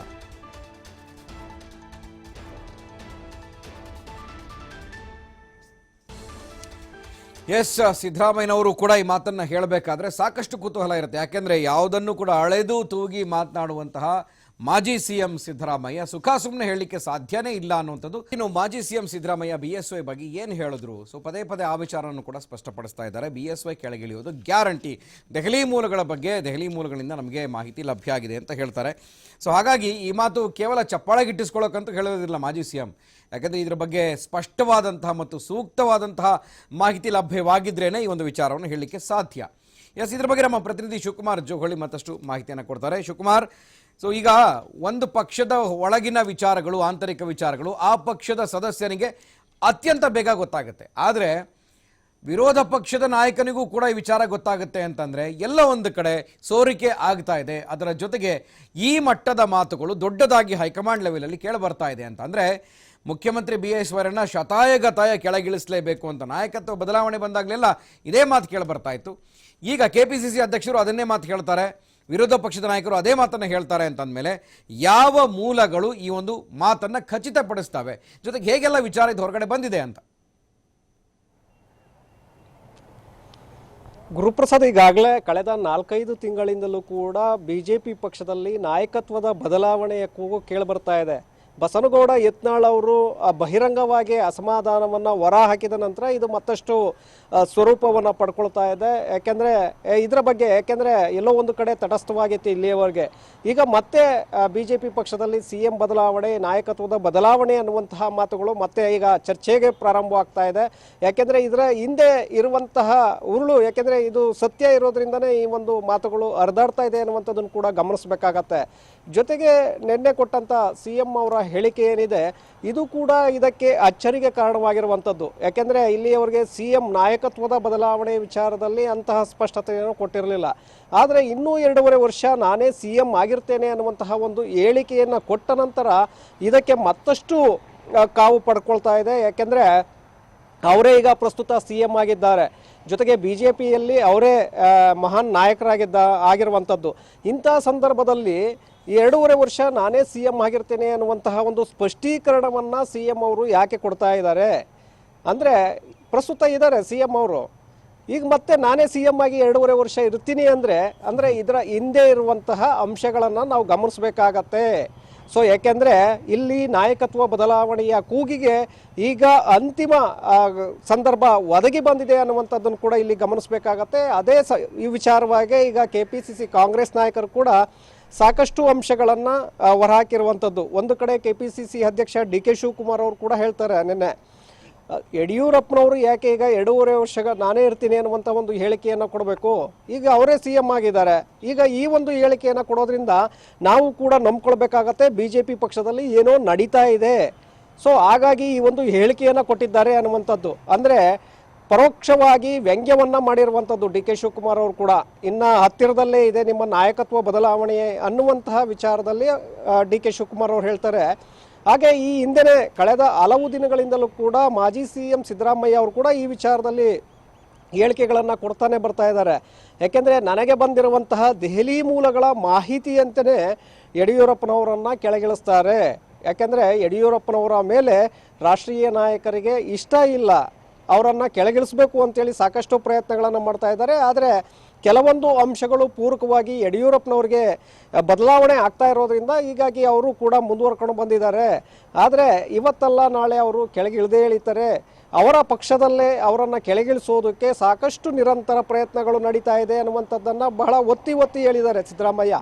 ಅಂದರೆ ಸಿದ್ದರಾಮಯ್ಯ ಮತ್ತೊಂದು ಪಕ್ಷದ ವಿಚಾರ ಬಂದಾಗ ಅವರು ರಾಜಕೀಯವಾಗಿ ಮಾತನಾಡ್ತಾರೆ ಬಿಟ್ಟರೆ ಬೇರೆ ಆ ಪಕ್ಷದೊಳಗಿರುವಂತಹ ಆಂತರಿಕ ವಿಚಾರಗಳ ಬಗ್ಗೆ ಎಲ್ಲೂ ಕೂಡ ಪ್ರಸ್ತಾಪವನ್ನು ಮಾಡೋದಿಲ್ಲ. ಆದರೆ ಈಗ ಅವರು ಆ ಒಂದು ವಿಚಾರವನ್ನು ಹೇಳಿದ್ದಾರೆ ಅಂದರೆ ಸೊ ಅದರ ಹಿಂದೆ ಬಲವಾದಂಥ ಕಾರಣಗಳಿರುತ್ತೆ. ಜೊತೆಗೆ ಹೈಕಮಾಂಡ್ ಮಟ್ಟದಲ್ಲೂ ಕೂಡ ಅಂದರೆ ದೆಹಲಿ ಮಟ್ಟದ ಸಾಕಷ್ಟು ಮೂಲಗಳು ಕೂಡ ಸಿದ್ದರಾಮಯ್ಯನವರ ಆಪ್ತರಿದ್ದಾರೆ. ಸೊ ಅಲ್ಲಿಂದ ಅವರಿಗೆ ಸ್ಪಷ್ಟವಾದಂಥ ಒಂದು ಮಾಹಿತಿ ಸಿಕ್ಕಿರೋದ್ರಿಂದನೇ ಅವರು ಯಡಿಯೂರಪ್ಪನವರು ಕೆಳಗಿಳಿತಾರೆ ಅನ್ನುವಂತಹ ಒಂದು ಹೇಳಿಕೆಯನ್ನು ಅಧಿಕೃತವಾಗಿ ಕೊಟ್ಟಿರುವಂಥದ್ದು. ಸೊ ಇದನ್ನು ಗಮನಿಸಬೇಕು. ಯಾಕೆಂದರೆ ಇಬ್ಬರು ನಾಯಕರು ಡಿ ಕೆ ಶಿವಕುಮಾರ್ ಮತ್ತು ಯಡಿಯೂರಪ್ಪನವರು ಹೇಳಿರುವಂಥ ಹೇಳಿಕೆಗಳೇನಿದೆ ಸಿದ್ದರಾಮಯ್ಯ, ಸೊ ಯಡಿಯೂರಪ್ಪನವರು ಇಲ್ಲಿ ಕೆಳಗಿಳಿಯುವಂಥದ್ದು ನಿಶ್ಚಿತ. ಯಾಕೆಂದರೆ ಸದ್ಯಕ್ಕೆ ಪರಿಸ್ಥಿತಿ ಅವರ ಪರವಾಗಿರಬಹುದು, ಆದರೆ ಮುಂದೆ ಆಗಿರೋದಿಲ್ಲ ಅನ್ನುವಂಥದ್ದನ್ನು ಕೂಡ ಅವರು ಗಮನಿಸಬೇಕಾಗತ್ತೆ. ಯಾಕೆಂದರೆ BJP ರಾಷ್ಟ್ರೀಯ ನಾಯಕರಿಗೆ ಯಡಿಯೂರಪ್ಪನವರ ಮೇಲ್ಗೆ ಇವತ್ತು ಕೂಡ ಇಷ್ಟ ಇಲ್ಲ. ಯಾಕೆಂದರೆ ಅಲ್ಲಿ ಒಂದು ಅಸಮಾಧಾನ ಇದೆ. BJP ರಾಷ್ಟ್ರೀಯ ನಾಯಕರು ಯಾವ ಸೂಚನೆಯನ್ನು ಕೊಡ್ತಾರೆ ಅದು ಸ್ಥಳೀಯ ಮಟ್ಟದಲ್ಲಿ ಅಂದರೆ ಆ ರಾಜ್ಯಗಳ ನಾಯಕರು ಪಾಲಿಸಬೇಕಾಗತ್ತೆ. ಆದರೆ ಕರ್ನಾಟಕಕ್ಕೆ ಸಂಬಂಧಪಟ್ಟಂತೆ ಇವತ್ತಿಗೂ ಕೂಡ ಯಡಿಯೂರಪ್ಪನವರು ಅದಕ್ಕೆ ಸೆಡ್ಡನ್ನು ಹೊಡೆದು ನಿಂತಿದ್ದಾರೆ. ಅಂದರೆ BJP ರಾಷ್ಟ್ರೀಯ ನಾಯಕರು ಸೂಚನೆ ಕೊಟ್ಟರು ಕೂಡ ಅದನ್ನು ಪಾಲಿಸ್ತಾ ಇಲ್ಲ, ಕೇರ್ ಮಾಡ್ತಾ ಇಲ್ಲ. ಯಾಕೆಂದರೆ ಡೋಂಟ್ ಕೇರ್ ಅನ್ನುವಂತಹ ಒಂದು ಮನೋಭಾವದಲ್ಲಿದ್ದಾರೆ. ಯಾಕೆಂದರೆ ರಾಜ್ಯದ ಮಟ್ಟಿಗೆ BJPಯನ್ನು ಕಟ್ಟಿ ನಿಲ್ಲಿಸಿದವನು ನಾನು, ಅಧಿಕಾರಕ್ಕೆ ತಂದಂಥವನು ನಾನು. ಈಗ ನನ್ನನ್ನು ಮೂಲೆ ಗುಂಪು ಮಾಡ್ತೀರಿ ಅಂದರೆ ಸೈಡ್ ಮಾಡುವಂಥ ಒಂದು ಪ್ರಯತ್ನವನ್ನು ಹೇಗೆ ಮಾಡೋಕ್ಕಾಗತ್ತೆ? ಯಾಕೆಂದರೆ ನನ್ನ ಹಿಂದೆ ಬಲವಾದಂಥ ಒಂದು ಬೆಂಬಲಿಗರ ವರ್ಗ ಇದೆ, ಹಾಗೆ ಸಮುದಾಯ ಕೂಡ ನನ್ನ ಬೆನ್ನಿಗಿದೆ ಎನ್ನುವಂಥದ್ದನ್ನು ಅವರು ಲಿಂಗಾಯತ OBCಗೆ ಸೇರಿಸುವಂಥ ಒಂದು ಪ್ರಯತ್ನಕ್ಕೆ ಏನು ಕೈ ಹಾಕಿದ್ರು, ಜೊತೆಗೆ ವಿವಿಧ ನಿಗಮಗಳನ್ನು ಏನು ಮಾಡುವ ಮೂಲಕ ಸಮುದಾಯಗಳನ್ನು ಓಲೈಸಿಕೊಳ್ಳುವಂಥ ಒಂದು ಪ್ರಯತ್ನವನ್ನು ಮಾಡಿದರು. ಇದರಿಂದ ಬಹಳ ಸ್ಪಷ್ಟವಾಗಿ ಗೊತ್ತಾಗತ್ತೆ. ಅಂದರೆ ಈ ವಿಚಾರಗಳು ಕೂಡ ರಾಷ್ಟ್ರೀಯ ನಾಯಕರಿಗೆ ಇಷ್ಟ ಇಲ್ಲ. ಅಂದರೆ ನಾವು ಎಷ್ಟೇ ಹೇಳಿದ್ರು ಕೂಡ ಇವರು ಅವರದೇ ಆದಂಥ ಒಂದು ಧೋರಣೆಯನ್ನು ತಾಳ್ತಾ ಇದ್ದಾರೆ. ನಮ್ಮ ಮಾತಿಗೆ ಸೊ ಹೈಕಮಾಂಡ್ ಮಟ್ಟದಲ್ಲಿ ಸಾಕಷ್ಟು ಏನು ಮೌನವನ್ನ ವಹಿಸಿಕೊಂಡ್ರು ಕೂಡ ಏನೂ ಮಾಡಲಿಕ್ಕೆ ಸಾಧ್ಯ ಆಗಿದೆ. BSY ಎಲ್ಲೋ ಒಂದು ಕಡೆ ತಮ್ಮ ಬತ್ತಳಿಕೆಯಲ್ಲಿ ಬಾಣಗಳನ್ನು ಪ್ರಯೋಗ ಮಾಡ್ತಾನೆ ಇದ್ದಾರೆ. ಸೊ ಹಾಗಾಗಿ ಎಲ್ಲೋ ಒಂದು ಕಡೆ ಈ ಒಂದು ವಿಚಾರಗಳು ಏನು ಹೈಕಮಾಂಡ್ಗೂ ಕೂಡ ನುಂಗಲಾರದಂತಹ ತುತ್ತು. ನೀವು ಹೇಳಿದಾಗೆ OBC ವಿಚಾರ ಒಂದು ದೊಡ್ಡ ಮಟ್ಟದ ಅಸ್ತ್ರ. ಅಮಿತ್ ಶಾ ಕೂಡ ವಿಲವಿಲ ಒದ್ದಾಡ್ಬಿಟ್ರು ಈ ಒಂದು ವಿಚಾರದಲ್ಲಿ, ಏನು ಮಾಡಬೇಕು ಅಂತ ಗೊತ್ತಾಗಲಿಲ್ಲ. ಸದ್ಯಕ್ಕೆ ಹೇಗೋ ಅದು ಸುಮ್ಮನಾಗಿ ಹೋಯಿತು. ಸೊ ಇದೆಲ್ಲ ಅಂದರೆ BSYಗೂ ಕೂಡ ಗೊತ್ತಿದೆ, ನೀವು ಸೇರು ಅಂತ ಅಂದರೆ ನಾನು ಸವಾಸೇರು ಮಾಡೋದಕ್ಕೂ ರೆಡಿ ಇದ್ದೀನಿ. ಆದರೆ ಎಲ್ಲರೂ ಕೂಡ ಒಂದು ಜಾಣ ಮೌನವನ್ನು ವಹಿಸ್ತಾ ಇದ್ದಾರೆ ಈ ಥರದ್ದೇನಾದರೂ ಒಂದು ಇನ್ಸಿಡೆಂಟ್ ಬಂದಾಗ. ಯಾಕೆಂದರೆ ಮಾಜಿ CM ಸಿದ್ದರಾಮಯ್ಯನವರು ಐ ಆಮ್ ವೆರಿ ಕಾನ್ಫಿಡೆಂಟ್ ಅಂತ ಹೇಳ್ತಾರೆ ಮೈಸೂರಿನಲ್ಲಿ ನವೆಂಬರ್ನಲ್ಲಿ ನಡೆದಂಥ ಒಂದು ಸಭೆಯಲ್ಲಿ ಹೇಳ್ತಾರೆ ಸುದ್ದಿಗೋಷ್ಠಿಯಲ್ಲಿ, I am very confident. So ದೆಹಲಿಯಿಂದ ನಮಗೆ ಮಾಹಿತಿ ಸಿಕ್ಕಿದೆ, ಇಲ್ಲಾಂದರೆ ಸುಳ್ಳು ಹೇಳೋದಕ್ಕೆ ಸಾಧ್ಯ ಇಲ್ಲ ಇದ್ರ ಬಗ್ಗೆ, ಒಬ್ಬ CM ಬಗ್ಗೆ ಅನ್ನುವಂಥ ಮಾತನ್ನು ಹೇಳ್ತಾರೆ. ಸೊ ಹಾಗಿದ್ರೂ ಕೂಡ BSYಗೆ ಇದೆಲ್ಲ ಗೊತ್ತಿಲ್ಲದ್ದೇನಿಲ್ಲ, ಏನು ಪ್ಲಾನ್ ಮಾಡ್ಕೊಂಡಿರಬಹುದು ಅಂತ ಅನಿಸುತ್ತೆ ಶಿವು? ಅಂದರೆ ಇಲ್ಲಿ ಗುರುಪ್ರಸಾದ್, ಯಾಕೆಂದರೆ ರಾಷ್ಟ್ರೀಯ ನಾಯಕರು ಬೇರೆ ಬೇರೆ ರೀತಿಯಾದಂಥದ್ದು ಒಂದು ಪ್ರಯತ್ನಗಳನ್ನು ಮಾಡ್ತಾ ಇದ್ದಾರೆ. ಯಡಿಯೂರಪ್ಪನವ್ರನ್ನ ಹೇಗಾದರೂ ಮಾಡಿ ಕೆಳಗಿಳಿಸಬೇಕು ಅಂತೇಳಿ.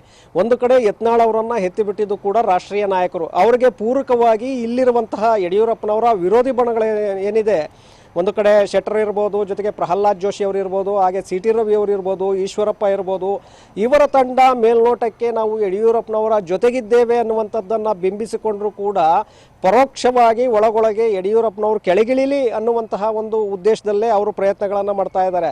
ಜೊತೆಗೆ ಯತ್ನಾಳ್ ಅವರನ್ನು ಮುಂದೆ ಬಿಟ್ಟು, ಯಾಕೆಂದರೆ ಅವರು ನೇರವಾಗಿ ಯಡಿಯೂರಪ್ಪನವರನ್ನು ಟಾರ್ಗೆಟ್ ಮಾಡೋದಕ್ಕೆ ಸಾಧ್ಯ ಆಗೋದಿಲ್ಲ. ಸೊ ಒಂದು ಸಮುದಾಯವನ್ನೇ, ಪ್ರಬಲ ಸಮುದಾಯವನ್ನು ಎದುರಾಕೊಳ್ಬೇಕಾಗತ್ತೆ. ಬರುವಂತಹ ಚುನಾವಣೆಗಳಲ್ಲಿ ನಾವು ನಷ್ಟವನ್ನು ಅನುಭವಿಸಬೇಕಾಗತ್ತೆ ಅನ್ನುವಂಥದ್ದು ರಾಜ್ಯದಲ್ಲಿರುವಂತಹ BJP ನಾಯಕರಿಗೆ ಕೂಡ ಗೊತ್ತಿದೆ. ಯಡಿಯೂರಪ್ಪನವರನ್ನು ನಾವು ಎದುರಾಕೊಂಡ್ರೆ ಏನಾಗುತ್ತೆ ಅಂತ. ಸೊ ಹೀಗಾಗಿ ಅವರು ಪರೋಕ್ಷವಾಗಿ ಯಡಿಯೂರಪ್ಪನವರನ್ನು ಕೆಳಗಿಳಿಸಬೇಕು. ಅದಕ್ಕೆ ಪೂರಕವಾಗಿ ಯತ್ನಾಳಿಗೆ ಹೇಗಿದ್ರು ಸಿಡಿದು ನಿಂತಿದ್ದಾರೆ. ಒಂದು ಕಡೆ ಯಡಿಯೂರಪ್ಪನವರ ವಿರುದ್ಧವಾಗಿ ಬಹಿರಂಗ ಅಸಮಾಧಾನವನ್ನು ಹೊರಹಾಕ್ತಾ ಇದ್ದಾರೆ. ಇಂಥವರನ್ನು ಬಳಸ್ಕೊಂಡು ನಾವು ಯಾಕೆ ನಮ್ಮ ಕಾರ್ಯವನ್ನು ಸಾಧನೆ ಮಾಡ್ಕೊಳ್ಬಾರ್ದು ಅನ್ನುವಂಥ ದೃಷ್ಟಿಯಲ್ಲೇ ಪ್ರಹ್ಲಾದ್ ಜೋಶಿ ಸೇರಿದಂತೆ BJPಯಲ್ಲಿರುವಂತಹ ಮತ್ತೊಂದು ಬಣ ಅಂದರೆ BL ಸಂತೋಷ್ ಅವರ ಬಣ ನಿರಂತರವಾಗಿ ಪ್ರಯತ್ನಗಳನ್ನು ಮಾಡ್ತಾನೇ ಇದೆ. ಹೈಕಮಾಂಡ್ಗೆ ಯಾವ ರೀತಿಯಾದಂಥ ಒಂದು ಮೆಸೇಜ್ಗಳನ್ನು ಕಳಿಸ್ಬೇಕು ಆ ಮೆಸೇಜ್ಗಳನ್ನು ಕೂಡ ಪಾಸ್ ಮಾಡ್ತಾ ಇದೆ. ಸೊ ಈ ಹೈಕಮಾಂಡ್ ಕೂಡ, ಯಾಕೆಂದರೆ ಇಲ್ಲಿ ಯಡಿಯೂರಪ್ಪನವ್ರನ್ನ ಏಕಾಏಕಿ ನಾವು ಕೆಳಗಿಳಿರಿ ಅನ್ನುವಂಥ ಒಂದು ಸೂಚನೆಯನ್ನು ಕೊಟ್ಟಿದ್ದೇ ಆದರೆ ರಾಜ್ಯದಲ್ಲಿ ಎಲ್ಲೋ ಒಂದು ಕಡೆ BJP ಪಕ್ಷ ಈಗ ಅಧಿಕಾರದಲ್ಲಿದೆ ಮತ್ತು ಹೆಚ್ಚಿನ ಸಂಖ್ಯೆಯ ಶಾಸಕರಿದ್ದಾರೆ.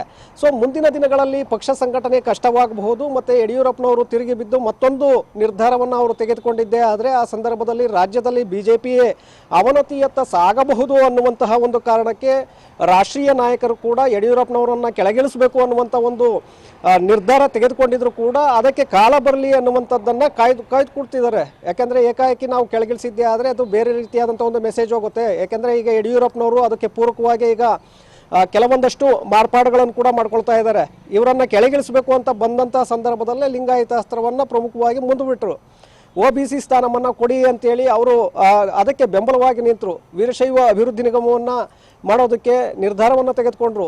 ಸೊ ಇದೆಲ್ಲವೂ ಕೂಡ ರಾಜ್ಯದಲ್ಲಿರುವಂತಹ 1,80,00,000 ಲಿಂಗಾಯತ ಸಮುದಾಯ ಏನಿದೆ ಇವತ್ತಿಗೂ ಕೂಡ ನನ್ನ ಬೆನ್ನ ಹಿಂದಿದೆ ಅನ್ನುವಂತಹ ಒಂದು ಧೈರ್ಯ ಯಡಿಯೂರಪ್ಪನವ್ರಿಗಿದೆ. ಸೊ ರಾಷ್ಟ್ರೀಯ ನಾಯಕರಿಗೂ ಕೂಡ ಅದು ಗೊತ್ತಿದೆ. ಯಾಕೆಂದರೆ ಇಲ್ಲಿ ರಾಜ್ಯದ ಮಟ್ಟಿಗೆ ಯಡಿಯೂರಪ್ಪನವರನ್ನು ಹೊರತುಪಡಿಸಿ ಆ ಸಮುದಾಯವನ್ನು ನಾಯಕತ್ವ ಗುಣ ವಹಿಸ್ಕೊಂಡಂಥವ್ರು ಇನ್ನೂ ಯಾರೂ ಇಲ್ಲ. ಸೊ ಹೀಗಾಗಿ ಅವರನ್ನು ಕೆಣಕಿದರೆ ನಮಗೆ ಎಲ್ಲೋ ಒಂದು ಕಡೆ ಮತಗಳ ಒಂದು ಡೈವರ್ಟ್ ಅಂದರೆ ವಿಭಜನೆ ಆಗಬಹುದು ಅನ್ನುವಂಥ ಒಂದು ಲೆಕ್ಕಾಚಾರ ರಾಷ್ಟ್ರೀಯ ನಾಯಕರಲ್ಲಿ ಕೂಡ ಇದೆ. ಸೊ ಈ ಎಲ್ಲ ಅಂಶಗಳನ್ನ ಗಮನದಲ್ಲಿಟ್ಕೊಂಡು ಅವರು ಕೂಡ ಸೂಕ್ತವಾದಂಥ ಒಂದು ಸಮಯಕ್ಕಾಗಿ ಕಾದುಕೊಳ್ತಿದ್ದಾರೆ. ಸೊ ಪ್ರಯತ್ನಗಳನ್ನ ಮುಂದುವರಿಸಿದ್ದಾರೆ. ಇನ್ನೂ ಕೂಡ ಯಡಿಯೂರಪ್ಪನವರನ್ನ ಕೆಳಗಿಳಿಸುವಂತ ಒಂದು ಪ್ರಯತ್ನಗಳನ್ನ ಹಾಗೆ ಲೈನ್ ನಲ್ಲಿ ಮತ್ತಷ್ಟು ಮಾಹಿತಿಯನ್ನು ಪಡ್ಕೊಳ್ತೀನಿ. ಇದರ ಜೊತೆಗೆ ವೀಕ್ಷಕರೇ, ಸೊ ಇನ್ನು JDS ಪಕ್ಷ ಕೂಡ ಏನು ಸುಮ್ಮನೆ ಇಲ್ಲ. ಇದ್ದಕ್ಕಿದ್ದ ಹಾಗೆ ಬಿಜೆಪಿಯ ಮೇಲೆ ತುಂಬಾನೇ ಒಲವನ್ನ ತೋರಿಸ್ತು. ನಿಮ್ಗೆಲ್ಲ ಗೊತ್ತಾಯಿದೆ, ಪರಿಷತ್ತಿನಲ್ಲಿ ಸಪೋರ್ಟ್ ಮಾಡಿದ ಕೃಷಿ ಮಸೂದೆಗೆ, ಹಾಗೇನೆ ವಿಲೀನದ ಮಾತುಗಳು ಕೇಳಿಬಂತು. ಆಮೇಲೆ ಇಲ್ಲ ಯಾವುದೇ ರೀತಿಯಾದಂತಹ ಹೇಳಿಕೆಗಳಿಲ್ಲ ಅಂತ ಹೇಳ್ತಾ ಇದ್ದಾರೆ. ಅದರ ಜೊತೆಗೆ ಕೇಂದ್ರ ನಾಯಕರನ್ನ, ಪ್ರಧಾನಿಗಳನ್ನು ಕೂಡ ಭೇಟಿ ಮಾಡಿ ಬರ್ತಾರೆ ಅಂತಂದ್ರೆ ಬಿಜೆಪಿಯ ಬಗ್ಗೆ ಇಷ್ಟೊಂದು ಒಲವು ಯಾಕೆ ಈಗ JDSಗೆ ಅನ್ನುವಂಥ ಪ್ರಶ್ನೆ ಸಹಜವಾಗಿ ಬಂದೇ ಬರುತ್ತೆ. ಇನ್ನು BSY ರಾಜಕೀಯ ಲೆಕ್ಕಾಚಾರಗಳು, ಇತರೆ ನಾಯಕರ ಲೆಕ್ಕಾಚಾರಗಳ ಮಧ್ಯೆ ಬಹು ಆಸಕ್ತಿಯನ್ನು ಹುಟ್ಟಿಸ್ತಾ ಇದ್ದಾವೆ. ಒಂದು ವೇಳೆ ಆ ಲೆಕ್ಕಾಚಾರ ಏನಾದರೂ ತಪ್ಪಿದ್ರೆ ಕುರ್ಚಿ ಉಳಿಸ್ಕೊಳ್ಳೋದಕ್ಕೆ ಏನು ಮಾಡಬೇಕು, ಈ ಲೆಕ್ಕಾಚಾರ ಏನಾದರೂ ಕೈ ಕೊಟ್ಟರೆ ಮುಂದಿನ ಗೇಮ್ ಪ್ಲಾನ್ ಏನಿದೆ. ಸೊ ಈ ಥರದ ಒಂದು 4-6 ಆಪ್ಷನ್ಗಳನ್ನು, ಲೆಕ್ಕಾಚಾರಗಳನ್ನು, ತಂತ್ರ ಹಾಗೆ ಪ್ರತಿತಂತ್ರಗಳನ್ನು ಒಂದು ಯೋಜನಾಬದ್ಧವಾಗಿ ಹೆಣೆದುಕೊಳ್ಳಲಾಗಿದೆ. ಈ ಪೈಕಿ ಒಂದು ವಿಚಾರ JDS ನಾಯಕರು ಮತ್ತು BJPಯೊಂದಿಗೆ ಸಾಫ್ಟ್ ಕಾರ್ನರ್ ಆಗಿ ಇಟ್ಕೊಳ್ಳೋದಕ್ಕೆ ಮುಂದಾಗಿದ್ದಾರೆ. ಸೊ ಗೊತ್ತಿದೆ, ಪರಿಷತ್ನಲ್ಲಿ ಗೋಹತ್ಯೆ ಬಿಲ್ ಮಂಡನೆಗೆ ದಿಢೀರಂತ ಒಪ್ಪಿಗೆ ಕೊಟ್ಟರು. ಪರಿಷತ್ನಲ್ಲಿ ಸಭಾಪತಿ ಸ್ಥಾನದಿಂದ ಪ್ರತಾಪ್ ಚಂದ್ರ ಶೆಟ್ಟಿ ಅವರನ್ನು ಕೆಳಗಿಳಿಸೋದಕ್ಕೆ ಕೂಡ BJP ನೆರವಾಗಿದ್ದು ಒಂದು ಎಕ್ಸಾಂಪಲ್. ಅದಲ್ಲದೆ ಕುಮಾರಸ್ವಾಮಿ ಅವರು ಪ್ರಧಾನಿ ನರೇಂದ್ರ ಮೋದಿ ಜೊತೆ ನೇರ ಸಂಪರ್ಕ ಸಾಧಿಸಿರೋದು ಕೂಡ ಪ್ಲಸ್ ಪಾಯಿಂಟ್. ಈ ಬಗ್ಗೆನೂ ಕೂಡ ಒಂದು ಬ್ರೇಕಿಂಗ್ ನ್ಯೂಸ್ ಇದೆ, ನೋಡೋಣ.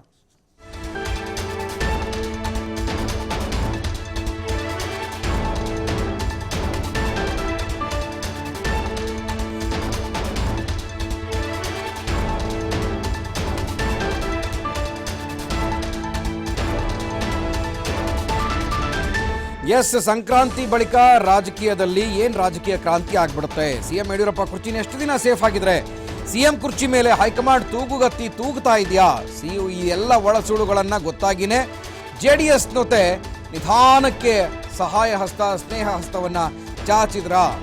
JDS ನಾಯಕರ ಸ್ನೇಹವನ್ನ ಯಾಕೆ ಇದೀಗ ಇದ್ದಕ್ಕಿದ್ದ ಹಾಗೆ CM ಗಿಟ್ಟಿಸ್ತಾರೆ? ವಿಧಾನಸೌಧದಲ್ಲಿ ಸವಾಲ್ ಹಾಕಿ ಹೋದಂಥವರು ಕಾಂಗ್ರೆಸ್ಗೆ ಇದೀಗ JDS ಅನ್ನ ಯಾಕೆ ಹಿಡಿತಾ ಇದ್ದಾರೆ ಅನ್ನೋದು ಕೂಡ ಸಾಕಷ್ಟು ಅವರ ತಂತ್ರಗಾರಿಕೆ ಬಗ್ಗೆ ಗೊತ್ತಾಗ್ತದೆ. ಯಾಕೆ ತಂತ್ರಗಾರಿಕೆ ಮಾಡ್ತಾರೆ?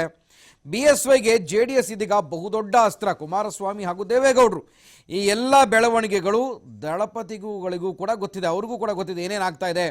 ಸೊ ಕೊನೆಗೆ ಒಂದು ವೇಳೆ ನಮ್ಮ ಕಡೆ ಬರಲೇಬೇಕು. ಹಾಗಾಗಿ ಕುಮಾರಸ್ವಾಮಿ ಅವರು ಕೂಡ ಇದ್ರ ಬಗ್ಗೆ ಪರಸ್ಪರ ಸ್ನೇಹ, ಪ್ರೀತಿ, ವಿಶ್ವಾಸ, ಹಾಗೆಯೇ ಸಾಫ್ಟ್ ಕಾರ್ನರು ಇದೆಲ್ಲವನ್ನು ಕೂಡ ಪ್ರದರ್ಶನ ಮಾಡ್ತಾ ಇದ್ದಾರೆ. ಒಂದು ಕಡೆ BSY ಕಡೆಗೂ ಹಾಗೇನೇ ಇದ್ದಾರೆ, ಇನ್ನೊಂದು ಕಡೆ ಸೆಂಟ್ರಲಲ್ಲಿ ನರೇಂದ್ರ ಮೋದಿ ಅವರ ಜೊತೆನೂ ಹಾಗೇ ಇದ್ದಾರೆ. ಸೊ ಹಾಗಿದ್ದ ಮೇಲೆ ಇಂತಹ ಒಂದು ಪರಿಸ್ಥಿತಿ BSYಗೆ ಬಂತಾ ಅನ್ನುವಂಥ ಪ್ರಶ್ನೆ. ಜೊತೆಗೆ JDS ಇಲ್ಲ, ನಾವು 2 ರಾಷ್ಟ್ರೀಯ ಪಕ್ಷಗಳಿಗೆ ಸೆಟ್ ಹೊಡಿತೀವಿ, ನಮ್ಮದು ಪ್ರಾದೇಶಿಕ ಪಕ್ಷ, ರೈತರ ಪಕ್ಷ, ನಾವಿರೋಂಥದ್ದೇ ಕರ್ನಾಟಕಕ್ಕೋಸ್ಕರ ಅಂತ ಹೇಳ್ತಾ ಇದ್ದರು. ಈಗ ಯಾಕೆ ಇದ್ದಕ್ಕಿದ್ದ ಹಾಗೆ ಅವರ ಕೈ ಹಿಡಿಯೋದಕ್ಕೆ ನೋಡ್ತಾ ಇದ್ದಾರೆ? ಇದು ಕೂಡ ರಾಜ್ಯ ರಾಜಕಾರಣದ ತಂತ್ರಗಾರಿಕೆ ಮತ್ತು ಪ್ರತಿತಂತ್ರಗಾರಿಕೆಗೆ ಒಂದು ಸುದ್ದಿ ಆಗ್ತಾ ಇದೆ.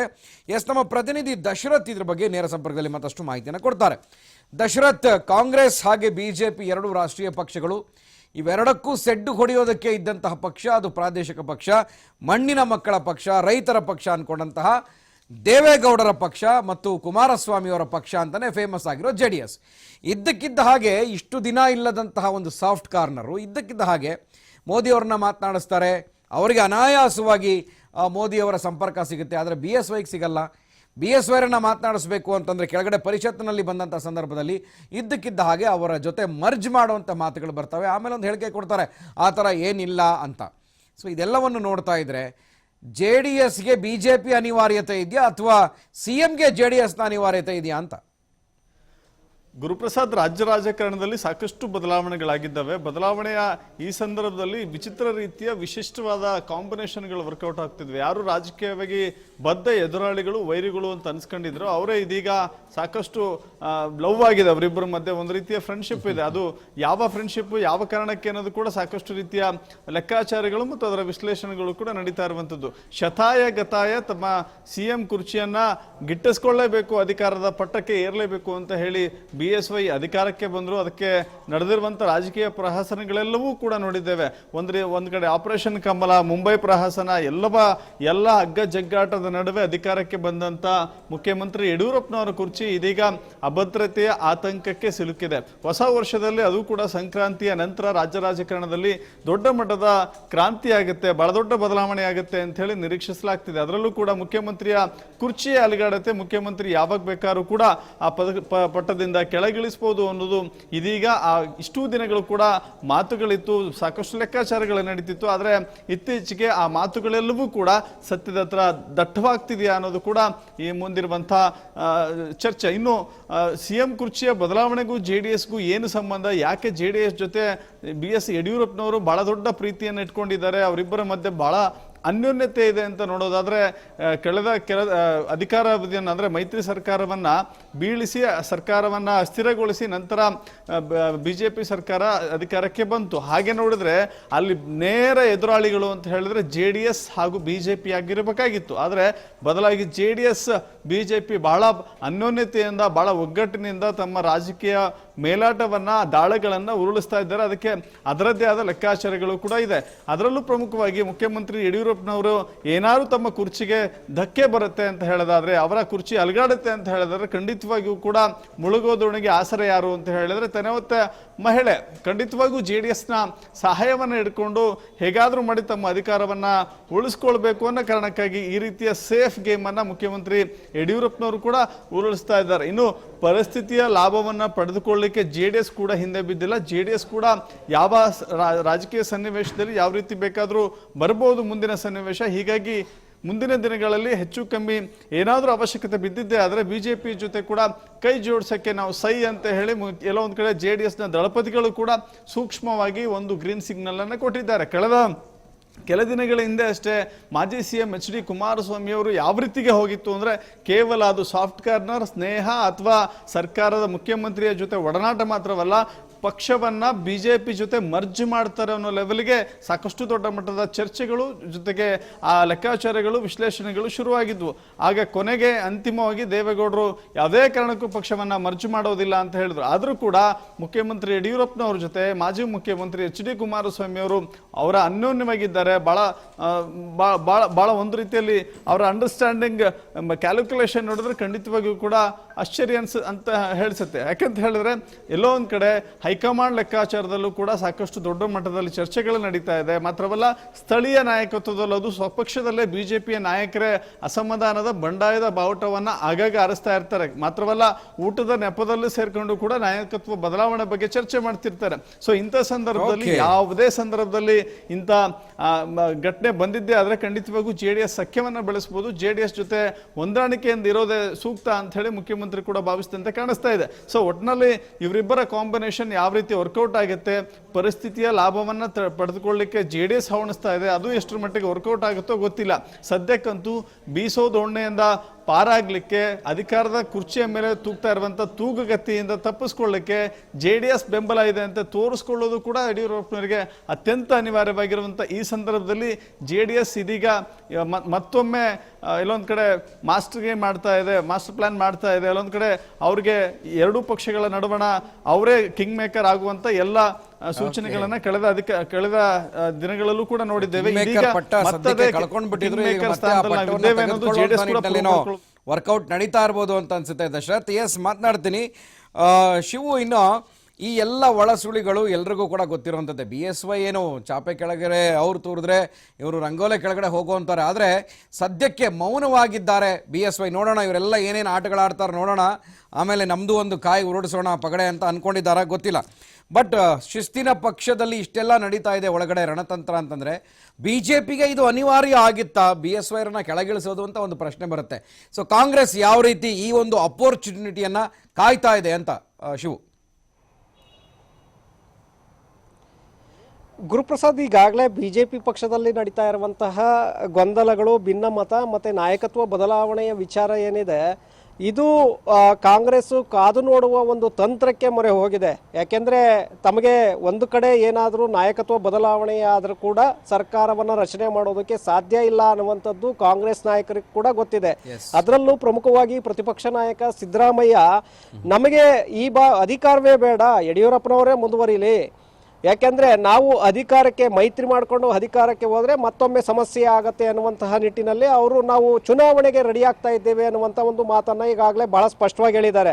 ಯಾಕೆಂದರೆ ಸರ್ಕಾರವನ್ನು ಬೀಳಿಸುವಂಥ ಒಂದು ಪ್ರಯತ್ನವನ್ನು ಇವತ್ತಿನವರೆಗೂ ಕೂಡ ಪ್ರತಿಪಕ್ಷ ನಾಯಕರಾಗಲಿ ಅಥವಾ ಕಾಂಗ್ರೆಸ್ ಪಕ್ಷದ ನಾಯಕರಾಗಲಿ ಮಾಡೋದಕ್ಕೆ ಮುಂದಾಗಿಲ್ಲ.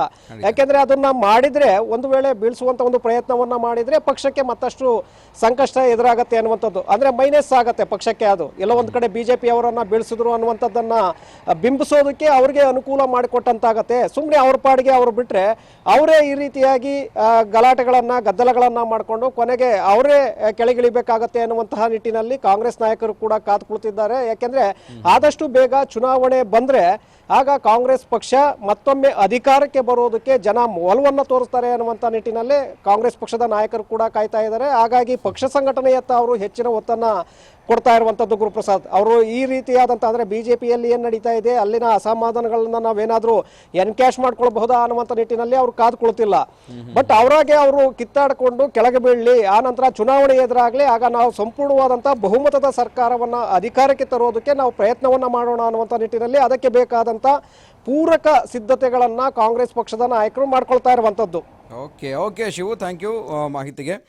ಎಸ್, ಇನ್ನು ಪವನ್ ಇದ್ದಾರೆ. ಪವನ್, ಇನ್ನು ಕೊನೆಯದಾಗಿ ಬಸನಗೌಡ ಪಾಟೀಲ್ ಯತ್ನಾಳ್ ಪದೇ ಪದೇ ಈ ರೀತಿಯಾದಂಥ ಆರೋಪಗಳನ್ನು ಅಥವಾ ಒಂದು ಛೇಡಿಸುವಂಥ ಕೆಲಸನೋ ಎಲ್ಲ ಒಂದು ಕಡೆ ಒಂದು ಸಣ್ಣ ಪಟಾಕಿ ಹಚ್ಚಿ ಸುಮ್ಮನಾಗ್ಬಿಡ್ತಾರೆ.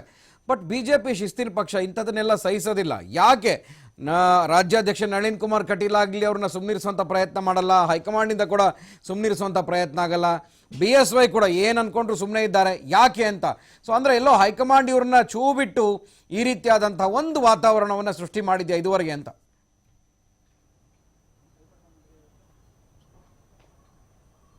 ಗುರುಪ್ರಸಾದ್, ಬಸನಗೌಡ ಪಾಟೀಲ್ ಯತ್ನಾಳ್ ಅವರು ಒಂಥರ ವಿಚಿತ್ರವಾದಂತ ವ್ಯಕ್ತಿತ್ವ ಅವರು. ಯಾಕಂದ್ರೆ ಹಿಂದೆ ಅವರು MLC ಇದ್ದಂತ ಸಂದರ್ಭದಲ್ಲೂ ಕೂಡ ಅವರು BJPಯಿಂದ ಹೊರಗಡೆ ಇದ್ರು. ಕಾರಣ ಇದೇ ರೀತಿಯಂತ ಒಂದು ನಡೆ ಮತ್ತೆ ಬೇರೆ ಬೇರೆ ವಿಚಾರಗಳ ಹಿನ್ನೆಲೆಯಲ್ಲಿ ದೂರ ಇದ್ರು. ಈಗ BJPಗೆ ಬಂದು ಯಡಿಯೂರಪ್ಪನವರು ಅವ್ರಿಗೆ ಟಿಕೆಟ್ ಕೊಟ್ಟು ಮುಂದೆ ಅವ್ರು ಶಾಸಕರಾಗಿ ಗೆದ್ದು ಬಂದ ನಂತರನೂ ಕೂಡ ಅವ್ರಿಗೆ ಸಚಿವ ಸ್ಥಾನ ಸಿಗಲಿಲ್ಲ ಅನ್ನೋ ಕಾರಣಕ್ಕೆ ಯಡಿಯೂರಪ್ಪನವ್ರ ವಿರುದ್ಧ ಆಗಾಗ ಈ ರೀತಿಯಾಗಿ ಕಡ್ಡಿಕ್ಕಿರದ ಬೆಂಕಿ ಹಚ್ಚೋ ಒಂದು ಪ್ರಯತ್ನವನ್ನು ಅವರು ಮಾಡ್ತಾನೆ ಬಂದಿದ್ದಾರೆ. ಯಾಕೆ ನಳಿನ್ ಕುಮಾರ್ ಕಟೀಲ್ ಅವರು ಸೇರಿದಂತೆ ಅನೇಕ ಮುಖಂಡರು ಇವರು ವಿಚಾರದಲ್ಲಿ ಏನು ಕ್ರಮ ಕೈಗೊಳ್ಳಿಕ್ಕೆ ಆಗ್ತಾ ಇಲ್ಲ ಅಂದ್ರೆ, ಯತ್ನಾಳ್ ಅವರು ಯಾವುದಕ್ಕೂ ಕೂಡ ಕೇರ್ ಮಾಡಲ್ಲ. ಹಿಂದೆ ಅವರು BJP ಶಾಸಕರಿದ್ದ ಸಂದರ್ಭದಲ್ಲಿ ಉತ್ತರ ಕರ್ನಾಟಕದ ಕಡೆ ಪ್ರವಾಹ ಬಂದ ಸಂದರ್ಭದಲ್ಲಿ ಮೋದಿಯವರ ವಿರುದ್ಧನೇ ಅವರು ಮಾತಾಡಿದ್ರು ಅಂತ ವಿಚಾರವನ್ನು ನಾನು ಇಲ್ಲಿ ಉದಾಹರಣೆ ಕೊಡ್ಲಿಕ್ಕೆ ಇಷ್ಟಪಡ್ತೇನೆ. ಇನ್ನು ಪ್ರವಾಹದ ಹಣನ ಬಿಡುಗಡೆ ಮಾಡಿಲ್ಲ ನರೇಂದ್ರ ಮೋದಿಯವರ ಸರ್ಕಾರ, ಈ ರೀತಿಯಾಗಿ ಯಾಕೆ ಭೇದ ಭಾವ ಮಾಡ್ತಾರೆ ಅಂತ ಹೇಳಿ ಬಹಿರಂಗವಾಗಿ ಮಾತನಾಡದಂತ ಏಕೈಕ ಶಾಸಕ BJPಯಲ್ಲಿ. ಯಾಕಂದ್ರೆ ಮೋದಿಯವರು ವಿಚಾರಕ್ಕೆ ಬಂದಂತ ಸಂದರ್ಭದಲ್ಲಿ BJP ಯಾವ ಶಾಸಕ, ಯಾವ ಸಂಸದ, ಯಾವ ಕಾರ್ಯಕರ್ತನು ಕೂಡ ಮೋದಿಯವರ ವಿರುದ್ಧವಾಗಿ ಮಾತನಾಡುವಂಥದ್ದು, ಹೇಳಿಕೆ ಕೊಡುವಂತ ದುಸ್ಸಾಹಸಕ್ಕೆ ಕೈ ಹಾಕಲ್ಲ. ಆದ್ರೆ ಯತ್ನಾಳ್ ಅವರು ಮಾತ್ರ ಆ ರೀತಿ ಅಂತ ಹೇಳಿಕೆ ಕೊಟ್ಟಿದ್ರು. ಅವ್ರು ಯಾವ ನೋಟಿಸ್ಗೂ ಕೂಡ ಕೇರ್ ಮಾಡಲ್ಲ. ಈಗ ನಳಿನ್ ಕುಮಾರ್ ಕಟೀಲ್ ಇವ್ರಿಗೆ ನೋಟಿಸ್ ಕೊಟ್ಟರು ಅಷ್ಟೇ, ಬಿಟ್ಟರು ಅಷ್ಟೇ ಅನ್ನುವಂತ ಮೆಂಟಾಲಿಟಿಲಿ ಇದ್ದಾರೆ. ಮತ್ತೆ ಯಡಿಯೂರಪ್ಪನವರು ಕೂಡ ಅದೇ ಕಾರಣಕ್ಕೆ ಸುಮ್ಮನೆ ಇದ್ದಾರೆ. ಯತ್ನಾಳರನ್ನ ಯಾರು ಸುಮ್ಮನೆ ಇರ್ಸಕ್ಕಾಗುತ್ತೆ ಅನ್ನೋ ಕಾರಣಕ್ಕೆ ಮೊನ್ನೆ ಅರುಣ್ ಸಿಂಗ್ ಅವರು ಬಂದ ಸಂದರ್ಭದಲ್ಲೂ ಕೂಡ ನಳಿನ್ ಕುಮಾರ್ ಕಟೀಲ್ ಅವರಿಗೆ ಒಂದು ಸೂಚನೆ ಕೊಟ್ಟೋಗಿದ್ರು. ಪಕ್ಷಕ್ಕೆ ಡ್ಯಾಮೇಜ್ ಆಗುವಂತ ಹೇಳಿಕೆಗಳನ್ನ ಯಾರು ಕೊಡಬಾರದು, ಈ ಬಗ್ಗೆ ಸೂಚನೆ ಕೊಡಿ, ನೋಟಿಸ್ ಕೊಡಿ ಅಂತ ಹೇಳಿದ್ರು. ಇದವರು ಕೂಡ ಯತ್ನಾಳರಿಗೆ ನೋಟಿಸು ಕೂಡ ಕೊಟ್ಟಿಲ್ಲ. ಕಾರಣ ಇದೇ ಕಾರಣ, ಅವರು ಯಾವ ನೋಟಿಸ್ಗೂ ಕೊಡಲ್ಲ, ಯಾವ ಉಚ್ಚಾಟನೆ ಮಾಡಿದ್ರು ಕೂಡ ಸ್ವತಂತ್ರ ಶಾಸಕರಾಗಿ ಇರ್ತಾರೆ ಹೊರತು ಬೇರೆ ಯಾವುದಕ್ಕೂ ಕೂಡ ಅವರು ಅಂಜಲ್ಲ. ಈ ಕಾರಣಕ್ಕೇನೆ ಯತ್ನಾಳ್ ಅವರ ವಿಚಾರದಲ್ಲಿ ನಳಿನ್ ಕುಮಾರ್ ಕಟೀಲ್ ಸೇರಿದಂತೆ ಅನೇಕ ಮುಖಂಡರುಗಳು ಸೈಲೆಂಟ್ ಆಗಿದ್ದಾರೆ. Guruprasad, okay yes Pavan. ಇನ್ನು ದಶರಥ್, ಸೊ ಇನ್ನು BJPಯ ಸಖ್ಯ ಬೆಳೆಸ್ತಾ ಇರುವಂತಹ JDS ತೆರೆಮರೆನಲ್ಲಿ ಎಲ್ಲ ಒಂದು ಕಡೆ ಪರಿಷತ್ನಲ್ಲೂ ಕೂಡ ನಾವು ಸಪೋರ್ಟ್ ಆಗಿದ್ದರೆ, ಸೊ ಇಲ್ಲಿಂದ ನಮ್ಮ ಹಂತಗಳನ್ನು ಅಥವಾ ಒಂದೊಂದೇ ಮೆಟ್ಲುಗಳನ್ನು ಏರ್ತಾ ಹೋದರೆ ಬಹುಶಃ ನಾವು ಕೂಡ ಕೋಆರ್ಡಿನೇಷನ್ ಚೆನ್ನಾಗಿದ್ದರೆ ಮುಂದಿನ ದಿನಗಳಲ್ಲಿ ಮತ್ತೊಮ್ಮೆ ಅಧಿಕಾರಕ್ಕೆ ಆಗ್ತಾರೆ ಅನ್ನುವಂಥ ಮಾತುಗಳು ಕೇಳಿ ಬರ್ತಾ ಇತ್ತು. ಎಲ್ಲ ಒಂದಕ್ಕೆ ಇದಕ್ಕೋಸ್ಕರನೇ BJPಯ ಜೊತೆ ಹವಣಿಸ್ತಾ ಇದೆಯಾ JDS ಅಂತ ಅನ್ಸುತ್ತೆ ದಶರಥ್. ಇದೇ ರೀತಿಯ ಲೆಕ್ಕಾಚಾರ ಇದೀಗ ರಾಜಕೀಯ ಪಡಸಾಲೆಯಲ್ಲಿ ಸದ್ದು ಮಾಡ್ತಾ ಇರುವಂತದ್ದು. ನಾವು ಕಳೆದ ಕೆಲ ದಿನಗಳಿಂದ ನಡೆದಿರುವಂತಹ ಘಟನೆಗಳನ್ನೇ ನೋಡೋದಾದ್ರೆ ಜೆಡಿಎಸ್ ಯಾವ ರೀತಿ ಎಲ್ಲ ಬಿಜೆಪಿಗೆ ಸಪೋರ್ಟ್ ಮಾಡ್ಕೊಂಡು ಬಂದಿದೆ ಅಂತ ಗೊತ್ತಾಗುತ್ತೆ. ಅದರಲ್ಲೂ ಕೂಡ ರೈತರ ಪಕ್ಷ, ಮಣ್ಣಿನ ಮಕ್ಕಳ ಪಕ್ಷ ಅಂತ ಕರೆದುಕೊಳ್ಳುವಂತ ಜೆಡಿಎಸ್ ಎಲ್ಲೋ ಒಂದ್ ಕಡೆ ರೈತ ವಿರೋಧಿ ಕಾಯ್ದೆಗಳಿಗೆ ಕೂಡ ಅವ್ರ ಜೊತೆ ಸರ್ಕಾರದ ಜೊತೆ ನಿಂತ್ಕೊಂಡು ರೈತರ ವಿರೋಧವನ್ನ ಕಟ್ಟಿಕೊಂಡಿದ್ದನ್ನು ಕೂಡ ನಾವು ನೋಡಿದ್ದೇವೆ. ಅದರಲ್ಲೂ ಕೂಡ ಕರ್ನಾಟಕ ಭೂ ಸುಧಾರಣಾ ತಿದ್ದುಪಡಿ ಕಾಯ್ದೆ ಇದೆಯಲ್ಲ, ನಿಜಕ್ಕೂ ಕೂಡ ಇಡೀ ರಾಜ್ಯದ ರೈತರು ಬೀದಿಗಿಳಿದು ಪ್ರತಿಭಟನೆ ಮಾಡಿದ್ರು. ಅಂತ ಸಂದರ್ಭದಲ್ಲಿ ಹಸಿರು ಟವಲ್ ಅನ್ನ ಹಾಕೊಂಡು ರೈತರ ಪಕ್ಷ ಅಂತ ಹೇಳಿಕೊಳ್ಳುವಂತ ಜೆಡಿಎಸ್ ರೈತರ ಬೆಂಬಲಕ್ಕೆ ಹೋಗಬೇಕಾಗಿತ್ತು, ಸರ್ಕಾರದ ವಿರುದ್ಧ ಧರಣಿಯನ್ನ, ಪ್ರತಿಭಟನೆಯನ್ನ ಮಾಡಬೇಕಾಗಿತ್ತು. ಆದ್ರೆ ಆ ನಿಲುವುಗಳಲ್ಲಿ, ಬದ್ಧತೆಯಲ್ಲಿ ವ್ಯತ್ಯಾಸ ಕಾಣಿಸುತ್ತೆ. ರೈತರ ಪರವಾಗಿ ನಿಲ್ಲೋದಿಲ್ಲ, ಬದಲಾಗಿ ಕೆಲವಷ್ಟು ಮಾರ್ಪಾಟುಗಳನ್ನ ಮಾಡ್ಕೊಂಡಿದ್ದಾರೆ, ನಾವು ಹೇಳಿದ್ದ ಸಲಹೆಗಳನ್ನು ಒಪ್ಕೊಂಡಿದ್ದಾರೆ ಅಂತ ಹೇಳಿ ನೇರವಾಗಿ ಅದು ಸರ್ಕಾರದ ಬೆಂಬಲಕ್ಕೆ ನಿಂತು ಆ ಮಸೂದೆಯನ್ನ ಅಂಗೀಕಾರ ಮಾಡಲಿಕ್ಕೆ ಪ್ರಮುಖವಾದ ಪಾತ್ರವನ್ನ ಜೆಡಿಎಸ್ ಮೇಲ್ಮನೆಯಲ್ಲಿ ವಹಿಸುತ್ತೆ. ಅದರ ನಂತರ ನಡೆದಿರುವಂತಹ ಸಭಾಪತಿಯ ಪ್ರತಾಪ್ ಚಂದ್ರ ಶೆಟ್ಟಿ ಅವರ ವಿರುದ್ಧ ಅವಿಶ್ವಾಸ ಗೊತ್ತುವಳಿ ಮಂಡನೆಯಲ್ಲೂ ಕೂಡ ಜೆಡಿಎಸ್ ಬಿಜೆಪಿ ಜೊತೆ ನಿಂತಿತ್ತು. ಸೊ ಇವೆಲ್ಲ ಲೆಕ್ಕಾಚಾರದ ಜೊತೆಗೆ ರಾಜಕೀಯ ಲಾಭಗಳು, ರಾಜಕೀಯ ಲೆಕ್ಕಾಚಾರಗಳು ಏನೇ ಇದ್ರೂ ಕೂಡ ಎಲ್ಲೋ ಒಂದ್ ಕಡೆ ತತ್ವ ಸಿದ್ಧಾಂತವನ್ನ ವಿರೋಧಿಸಿದ್ದಂತ, ಅಂದ್ರೆ ತದ್ವಿರುದ್ಧ ತತ್ವ ಸಿದ್ಧಾಂತ ಇರುವಂತ ಪಕ್ಷದ ಜೊತೆಗೂ ಕೂಡ ಇವರು ಹೊಂದಾಣಿಕೆ ಮಾಡ್ಕೊಳ್ತಾರೆ ಅಂತ ಹೇಳಿದ್ರೆ ಮಾತನಾಡದ ಮೇಲೆನೆ ಇನ್ಯಾವ ರೀತಿ ಸಿದ್ಧಾಂತಕ್ಕೆ ಜೋತ್ ಬೀಳೋ ಸಾಧ್ಯತೆ ಇರುತ್ತೆ ಇವರದ್ದು ಅಂತ. Yes, thank you Dasharath, thank you Shivakumar, thank you Pavan ಮಾಹಿತಿಯನ್ನು ನೀಡಿದ್ದಕ್ಕೆ. ಎಸ್ ವೀಕ್ಷಕರೇ, ನೋಡಿದ್ರಿ ಬಿಜೆಪಿಯಲ್ಲಿ ಒಂದು ಕಡೆ ನಾಯಕತ್ವ ಬದಲಾವಣೆ ಕೂಗು ಕೇಳಬರ್ತಾ ಇದ್ರೆ, ಮತ್ತೊಂದು ಕಡೆ ಒಳಗೊಳಗೆ ಬಿ ಟೀಮ್ ರೆಡಿ ಆಗ್ತಾ ಇದೆ. ಮುಂದೆ ಏನು ಮಾಡುತ್ತೋ ಗೊತ್ತಿಲ್ಲ ಇವತ್ತು ನಡೀತಾ ಇರುವಂಥ ಕಾರ್ಯಕಾರಿಣಿಯಲ್ಲಿ. ಇನ್ನು ಕಾಂಗ್ರೆಸ್ ಪಕ್ಷ ಕಾದು ನೋಡುವಂತಹ ತಂತ್ರ, ಏನಾದರೂ ಮಾಡ್ಕೊಳ್ಳಿ, ಅವ್ರು ಕಿತ್ತಾಡ್ಕೊಂಡು ಎಲ್ಲರೂ ಉದುರು ಬೀಳಲಿ, 2 ವರ್ಷ ಆದಮೇಲೆ ನಾವು ನೇರವಾಗಿ ಜನರ ಹತ್ರ ಹೋಗ್ತೀವಿ, ಇದು ನಮ್ಮ ಸಿದ್ಧಾಂತ ಅಂತ ಕಾಂಗ್ರೆಸ್ ಕೂಡ ಕಾಯ್ತಾ ಇದೆ.